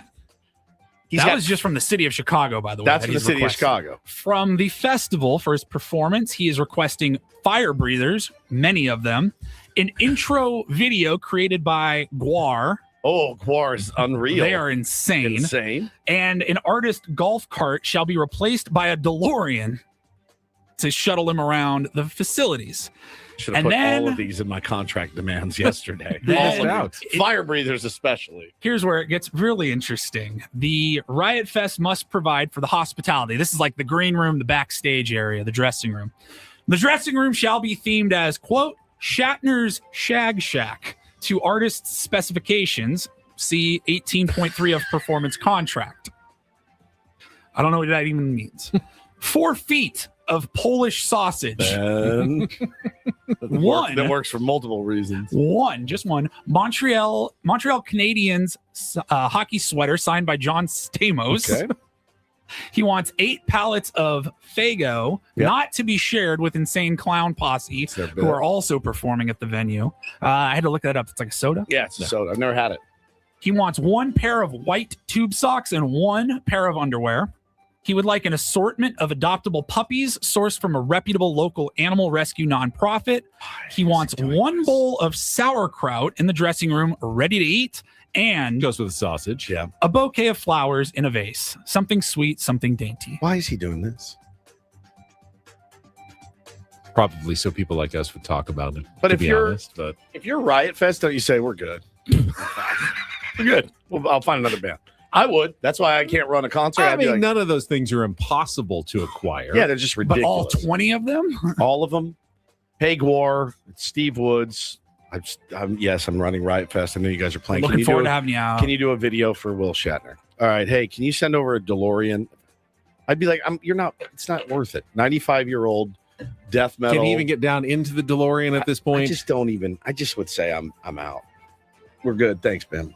Got your rider. We're gonna pass, and we probably won't see you again. Everything's negotiable. No, that's not. That's ridiculous. I'll get here. I'll make you a deal. I'm going to get you the sausage and the sauerkraut, and we'll call it a deal. And I'll get you some Faygo. You got to That's call it. the Cubs, make sure that it's okay that he sings "Take Me Out to the Ball Game." So that rider got on my nerves. I get the hey, we want booze and Right. food and fruit and flowers. Bourbon, I not get tequila it. or I something get like it. that. I'm Like, hey, 100%. we don't drink tequila. rum. Don't Right. bring rum or I'm whatever. in. Yeah. I get it. That It all feels that. too whimsical to be Maybe it's a joke. completely serious. I think it's kind of a joke. I mean, Shatner's Shag Shack is definitely a bit, right? That's a bit. Do you think at 95? Do you think he's? You've heard it. It's definitely not impossible. What do you mean? At Oh yeah, I know it's 95, possible. Yeah, I know it's Didn't De Niro just have a kid? He's like 90. But I think, do you want, like, when you're 95, are you like, I'm good? Maybe not. I mean, he's famous. Is there what's the youngest for him? Ooh. Like the youngest he goes? Like, if he's like, oh, she's 75, it's pretty 20 good. years younger. That's 20 years younger than me. I don't know. I'm repulsed by all of it, to be honest. Well, you remember who was, it was Anna Nicole Smith, right? And her husband, who was like 90. What was really funny is when I got engaged to Hannah, which was, by the way, 9 years ago today. Somebody made the meme of my face on that guy in the wheelchair and Hannah's face on Anna Nicole Smith. It's out there somewhere. Someone can find it. I'm sure my wife has it. So yeah, I remember that very well. Right, Fest should be fun. September. Who's playing? In Chicago. So yeah, Shatner will be there with the Uckers. Iggy Pop will be there. 21 Pilots, Alanis Morissette, Pierce the Veil, Morrissey allegedly, Rise Against, Elvis Costello, the Pixies, Bad Religion. It's a good little festival there. Yeah, Sex Pistols, Public Image, Yeah, Alkaline Trio. Yep. All right, pretty good lineup there. Not enough EDM for some people's tastes.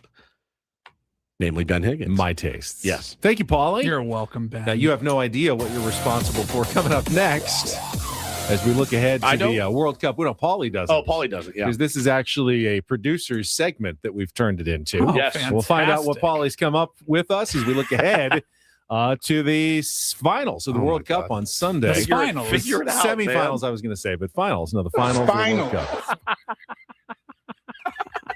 Coming up with Ben and Woods on San Diego's #1 sports station. The what? Broadcasting live from the Bill House Studios. We know how. On 97.3. Final. The Fan. First, though, as we head into the weekend, if you've been thinking about making some changes, losing some weight, may I recommend you go to sdfatloss.com and find out about their program and how you can lose up to 10 to 20% of your body weight in just 60 days. Do the math. If you're 200 pounds right now, that means you can lose 20 to 40 pounds in 60 days with no exercise necessary and no injections. You simply are eating regular foods at the right times and the right portions, guided by your great coach, your great counselor at sdfatloss.com, and losing up to a pound of fat per day. How do I know it works? Because I went through the program myself. 3 years ago, I lost 40 pounds in 60 days, and I have kept all that weight off for the past 3 years because it helps reset your metabolism, really jumpstarts it, and it makes it so much easier to maintain. No muscle loss like you get with the injections, and it's just the one-time fee. So sign up for the program now. Take $200 off that fee and get a free consultation when you go to sdfatloss.com. Make the change, new you, for the rest of the second half of 2026 at sdfatloss.com. Results may vary.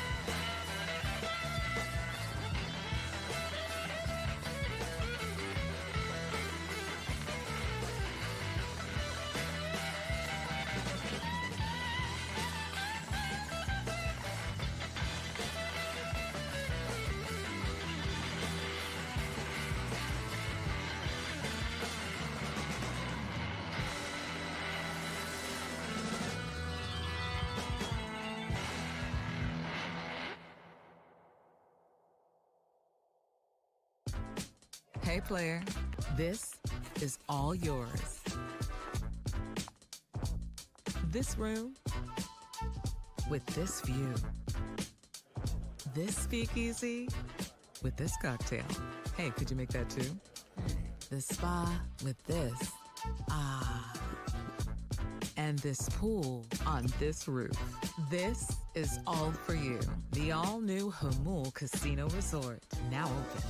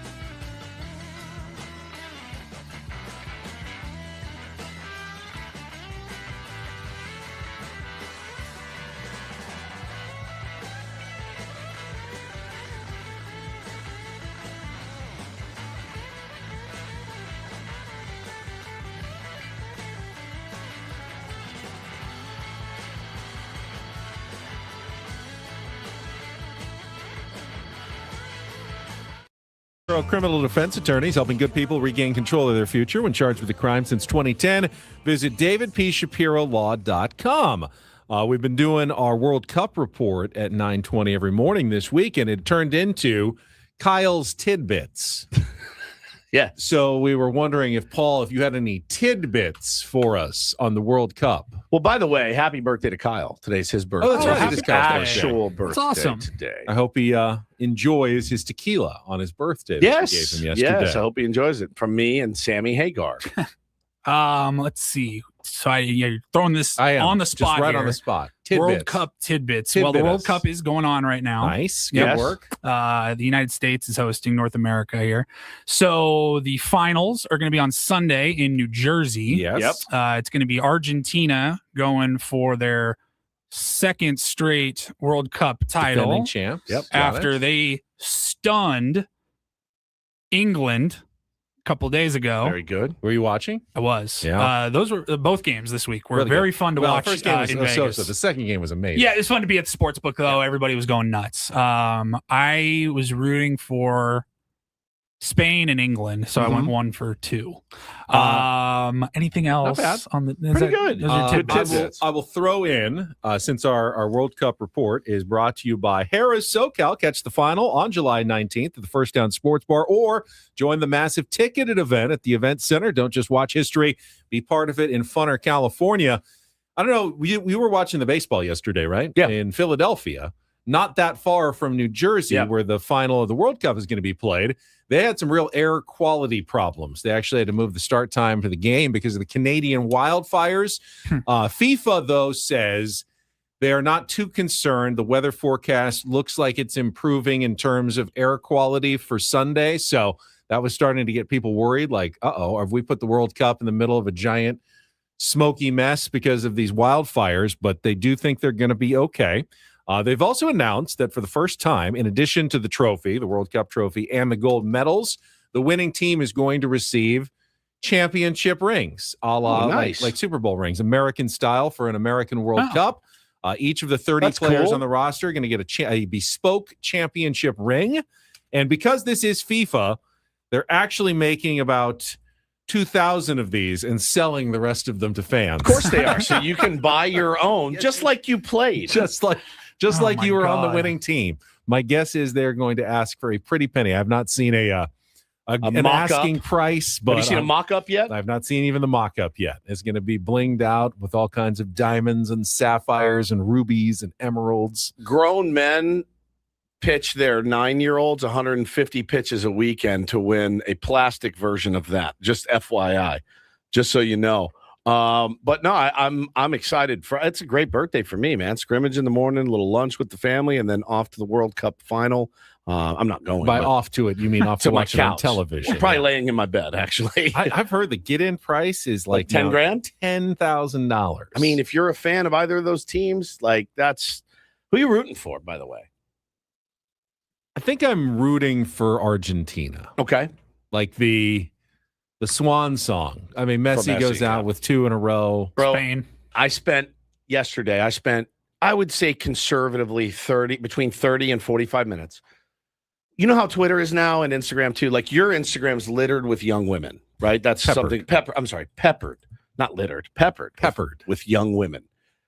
I liked one tweet yesterday of an English morning show talking about the World Cup. And then you scroll down and there's more. And then there's another show. And then there's another show. So it reeled me in. I'm watching my these guys. Instagram feed was peppered this weekend with young women. Right. And so my Twitter feed was peppered with English sports radio morning shows. I listened yesterday. Oh, I can imagine. Benny, I couldn't turn away. They are so distraught. It's never coming out. It's never going to happen, mates. I would like to announce losing their mind. I am cheering for Spain now in the World Cup final. I've changed my mind because everyone is just yelling at me in the chat for cheering for Argentina. Read a book. So I am very easy. If you want me to cheer for Spain, I'll go for Spain. I really don't care that much. So what will get me yelled at the least? I want a good match. I thought Spain's win was kind of boring over France. It doesn't have any. I don't think it has anything to do with the Argentina match soccer. was really exciting, and I want an exciting game. But if Spain gives me an exciting game, happy to cheer for Spain. Everybody. What's the problem? Are we talking about world events here? Yeah, like politics. I don't know. I mean, Messi. It's cool to see a guy that's that old still doing that, and that's what they were talking about. There was one show. It was like 5 guys, and they're sitting around the room. He's like, "It's very simple. You man mark him. And then the other guy says, he's like, you can't man mark Messi. You can't man mark Messi. And he stands up, he goes, you stand next to him, right? Stand next to him. Bloody stand next to him. And he goes, you can't man mark Messi. You can't man mark Messi. I'm dying. I'm like, this is the greatest sports radio show I've ever seen in my life. They're screaming at each other. And they're obviously so distraught. Because they get close and it just doesn't happen. So I just want to say, as someone who has been a fan of Spain for the last 45 seconds, I really appreciate their style of play. Oh, me too. Just how suffocating they have been this tournament and allowing just one goal the whole time. It's really why I have been a Spain fan for the last 70 seconds now. Well, it's pretty simple. I will continue to support them for the rest of this World Cup. Do you know what the key is to winning that game for Spain? You have to man mark Messi. Man mark him. It's not that hard. You stand next to him. Don't let him get outside for that cross. They showed it again, the replay of the cross over 7 people. It was literally stunning. I mean, you couldn't have put an arrow, like the world's best archer couldn't have hit that mark. And he did with his right foot, I believe. And he's a left-footed striker, Ben. And it was just watching these guys completely melt down. It was incredible. And I feel for him. I do. I mean, we're Padres fans. Manny says, paella or empanadas, Ben. Why do I have to choose? Yeah, I just want both. I don't want to have to choose. All right. Start with the empanadas, and then you finish with the paella. Everyone rooting for Spain. As I have been for the last 98 seconds. Yep. Wednesday night. So the match was at noon, right, on Wednesday. It was probably, 10, 11 o'clock, and Megan and I went to a bar to grab some drinks in Vegas, and there was a guy sitting 5 seats over to us, still hammered from that game, and he was just like leaning on the bar top like this, and you would just hear throughout the entire time we're sitting there having drinks, Messi! Oh, man. He had his Argentina drink. Messi! So and it's like quiet. And he's like, he's the GOAT! Was he? Dude, he was thrilled that they won. Was he Argentinian? I don't know. No, couldn't tell. He didn't. I couldn't tell, but he was just hammered. Can't wait to watch, man. 11 hours later. Call that a messy drunk.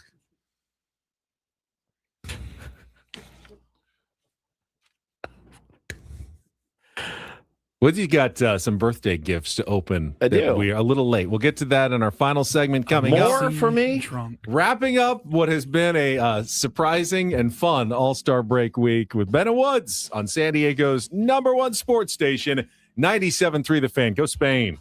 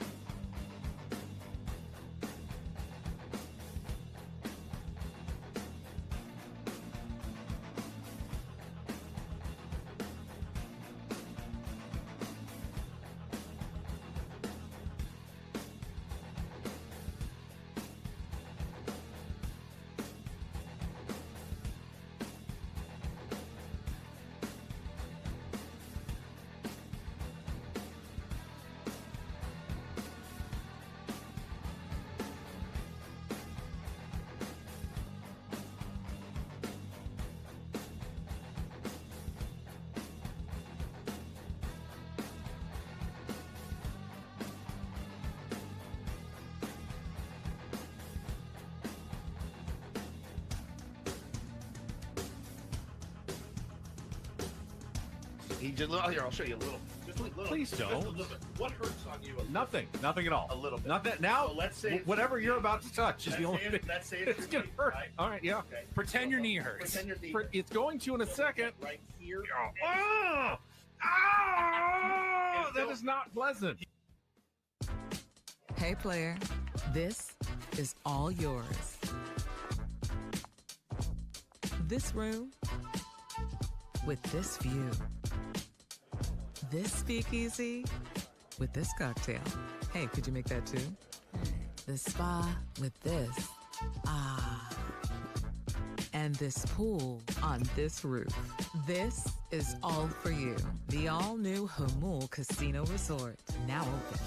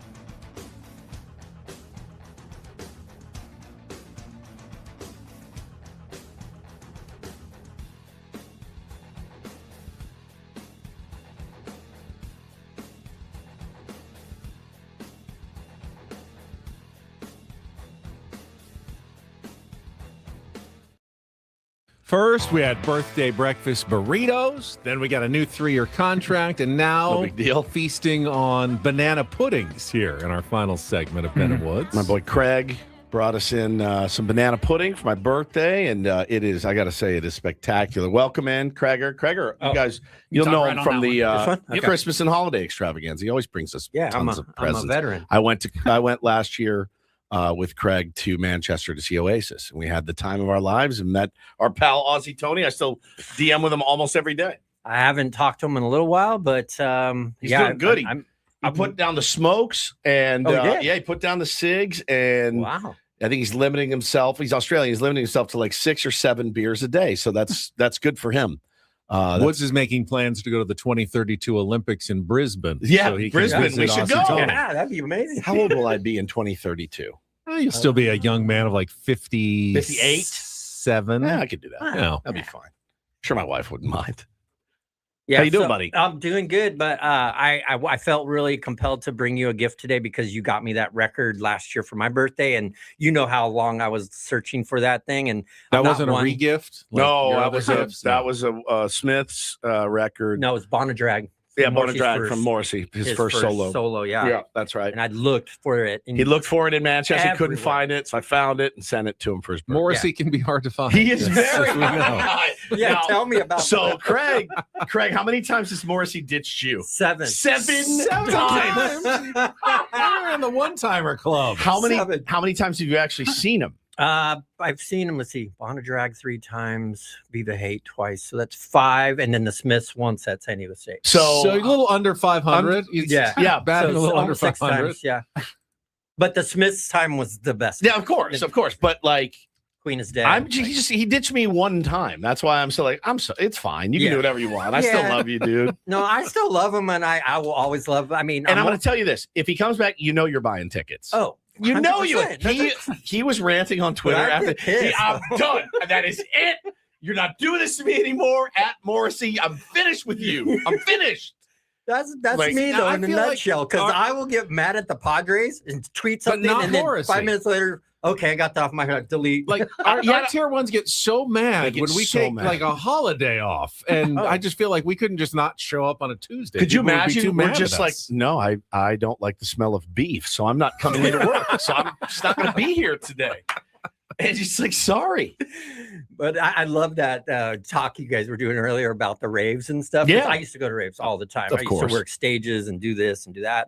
But yeah, to see Ben. But you guys could. They have them down on Sunset Cliffs all the time during the day. During You the can go days. out, have your rave with the boys out there during sunset. They do sunset raves, that's what they're called.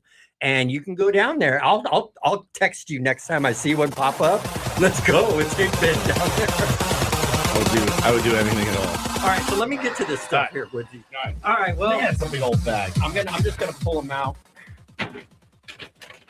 Didn't think that they would do it, but they did it, so I did it too. Oh my God! I got more baseball cards. I know what I'm doing I today. heard it on the other show the other day. You're like, oh, Hannah wouldn't let me get one. Hannah is, Sorry, Hannah. Did you see them at Costco and she wouldn't let you have them? I bought some at Costco. She was repulsed. Oh, She was absolutely repulsed.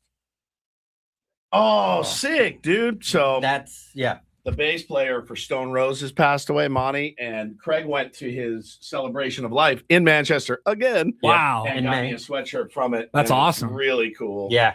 Thank you so much. And then the last They sell one. merch at funerals now. It was like a concert. I have no Okay. idea how much merch they had at the concert. They had Manny posters. They had Manny. Oh my pins, God, They had that's so Manny much. everything. Thank you, my buddy. friend. Appreciate it. Yeah, they do sell it. Wouldn't mind my kids making a few bucks off some Ben and Woods t-shirts. Yeah. When I go. Let's see here. This looks like something. Oh no, I am biffing this. Sorry. Just vamp, Ben. No. All good. Okay, here we go. No, I'm not Put on the going glasses. Tickets for Oh. Peter Hook and the Light. Oh, at the Sound. Yes, on a Friday. Oh my God, dude. That's the With the set list that he's been playing. And it's all Joy Peter Division. Hook from Joy Division in New Order. Oh, This yeah. is unbelievable. This makes up. Thanks for getting me tickets to a guy that will actually show up Yeah, and bro. actually be there in Yeah. concert. I just know that I've been Now to a 2 lot of tickets. their Me and you. shows. Me and you. Me and you. Let's go. We're on. Done. So it's the 16th. It's a Friday night. It's perfect. I think I'm in town. Oh. I don't know if I'm in town. I think I am. I think I'm here. Yeah, I I think hope I'm here. you All are. I was gonna call Hannah and ask, but then I was like, I don't want to bother her, and I want this to be more of a surprise. That's I don't know. amazing, dude. Yeah, Thank but you so that much. set list is so It's good. so good. Oh It's my so God. good. You're the So best. you got like 13 Joy Division songs, and then the rest New Order, and then I'm Monaco, elated. and I'm yeah. elated. Thank you so much. Now you get bro. to see the genius play bass. Can you help me carry all my presents out? today? Very spoiled. Well, now you got a bag to put. Yeah, everything no, The in. there you moral go. of the story is it's good to be friends with Craig. It really is. Yeah. Especially around birthday time. We had such a good time. Craig, my man. birthday's in about 2 months, so we'll see you back Oh, here I'll be back, in bro. September. We had such a good time in England last Oh my year. God, But this that year, this year's going to be amazing too. It's like on Sunday when I wake up, I'm gonna be like, just all feels. You All know what I mean? feels. Because that's when we met Tony. Yep. He was sitting there and he's like, "Hey, mate, can I hang out with you?" And Yeah. I'm like, "Here, me and my buddy Woodsy." And It he was was- like, "Oh, look at you guys! It was You the guys most are amazing." magical day. And then to have him come here and yeah. hang out with us, oh my great. God, it was so. It's a great good. friend for life, man. Yeah, no, that guy is 100%. They met him. No, but not just we met on on your Citron. audience. Yeah. He is the coolest person, and as most Australians are, that you'll ever meet. Well, to meet a guy like that in the midst of 80,000 people that was also there by himself, was looking for a couple of guys to hang out with, was legendary. Yeah. But you excited for the second half of the Padres season? I am very excited, but I'm still like that. I mean, we need pitching so bad. Badly. It's you can only go so far with what you have. Right. And we've gone to we're 500 right now. Yeah, 500. Now, if those pitchers, if that 5 that we have, You need a miracle for those guys, right? Like in my opinion, I think it's just I mean, And Padres know that they're not enough. To I get just them don't there. want people to think like if Joe and Pavetta come back that they're going to be perfect. right. They're not. They're not. They're going to They're have to very build up rusty. too. It's going to be it's a tough go. But we always we're gonna stand strong. I mean, me and Ben were at the Jack Murphy back when we were kids. Like, I'm still here. in it. Yep, 100%. They're like your kids. They are. They can disappoint I get you, but mad you at still them. love I get them. love them. I hate them. I want to marry them. You know, it's like you guys. That's tough. We got 5 minutes left here, and I just want to bring this up because I know if I don't this weekend, I'm going to go like, we didn't talk about that because I teased it like 10 times. The British Open? No, the AI in the dugout, the Eno's story, and we'll talk to him about it next week. But we'd be okay. But I'd feel like I told everyone we were going to talk about it. And I don't then think we did anybody's it. remembered I don't think anyone. You don't think so? No. I feel I would feel guilty. Like Saturday, I'd go, oh man, I forgot to pay off that tease that we were going to talk about. You're really going to think like that. I do feel like that. You don't agree with me? Not even a little. All right, you're okay everyone in waiting the until chat next week. saying I forgot. I'd like It's not your fault. I'd like to talk to Eno about it, the guy that wrote the article, but we didn't get a chance. It's just I read it, and teams are. Ray wants to know, hey, how about that AI story? Exactly. All right, go ahead. So Major League Baseball is cracking down. You remember the finally you see the iPads that the guys have. We saw them looking at pitch tipping. Remember in the dugout, looking at pitch grips and stuff. And they have these iPads that are provided by Major League Baseball, but some teams are using the tabs to like download strategic AI programs that help them with things like pitch selection. Can you imagine you and guys? Strategic decisions. Okay, I'm Manny Machado. Chris Sale is on the mound. I'm looking at and it clicked this other tab. What count would you recommend me swinging on against Chris Sale? Like AI suggestions of. Now, I just heard this podcast with Brett Boone, put Dusty Baker on, and he said, "What's the biggest difference in now and then?" And he goes, "Easy, feel." The players don't have as much feel as they used to. By being able to look at a guy, watch what he's doing, know what count things are coming in. And I get that guys mix it up a lot more than they used to. You'll see a 2-0 slider, a lot more now than you would in 1986. I understand that. But the feel for the game, being able to just go to an iPad and go, what do you recommend I do? But what bothers me is AI is only as good as the content that created it. The good thing about AI is it can take information from experts around the world that they have put online and combine it into something, like a knowledgeable database. But the experts in baseball are the players and the managers. They know better than AI what should be coming and what they should be doing. So I would say that any team that is looking at AI in the dugout, to me, that's an insult to the entire accumulated wealth of knowledge that your coaches have, that your players have from playing a lifetime of baseball. You're going to know more than AI. You're going to know much more than AI can know about this particular game, this particular situation. But again, AI can't have a feel for what's going on in a game at the moment. Sure it can. If somebody has plugged in every single pitch that Chris Sale has thrown in a 2-1 count and then does the quick calculations, hey, man, there's a 70% chance you're going to get a fastball away. Well, those numbers you can have before the game. You can look at a pitcher's tendencies if you want, But Chris Sale knows all these things That's true. as well. That's and true. he goes, I don't "Hey, know, man. I've noticed that they've been sitting on my curveball on 2-1 counts. Maybe I've been doing that too often." So he mixes it up because they all do this and have a feel for the game. It's adjustment, it's counter adjustments and adjustments. That's what baseball is, and AI can never do. Yeah, and what a human brain can do during a game of baseball. What if we just banged the iPads entirely for Major League Baseball? Just get them out. Like I'm okay with that. you're worried about cheating. You're worried about people That ain't gonna happen. doing this stuff. But why not? Does that not level the playing field more? They How don't easy allow would it be cell for somebody to phones be in around the dugout. corner with an iPad? They don't allow cell phones in the dugout Yeah, for why the not? same reason. Yeah, well, let's get the technology. What happened to Out I of the like your dugouts. guys' C-ball, hit ball. I mean, C-ball, hit ball is what when they all That's what we grew up on. when they go through a struggle, you always say, "Hey, man, what did you figure out?" I just got back to C-ball, hit ball, man. That's what I'm You saying. should be as a team. You should be using every technology you can to help your players get better Pre-game. before the game, spring training, 100%. whatever. In game, But in game, it's mano a mano. That's what a game is all about. It's about what you've learned before the game and then implementing it between the lines. all right, good point here. So why does it matter if they use AI if the coaches in the dugout know more? I wouldn't be worried about the other team using AI. I'd laugh at them if I saw the other guys in the other dugout. See, but people would laugh at you trying if to you were use- the only guy that was like, "We're not using iPads in here. We're going to go by gut." I think people would laugh you out of the Yeah. game.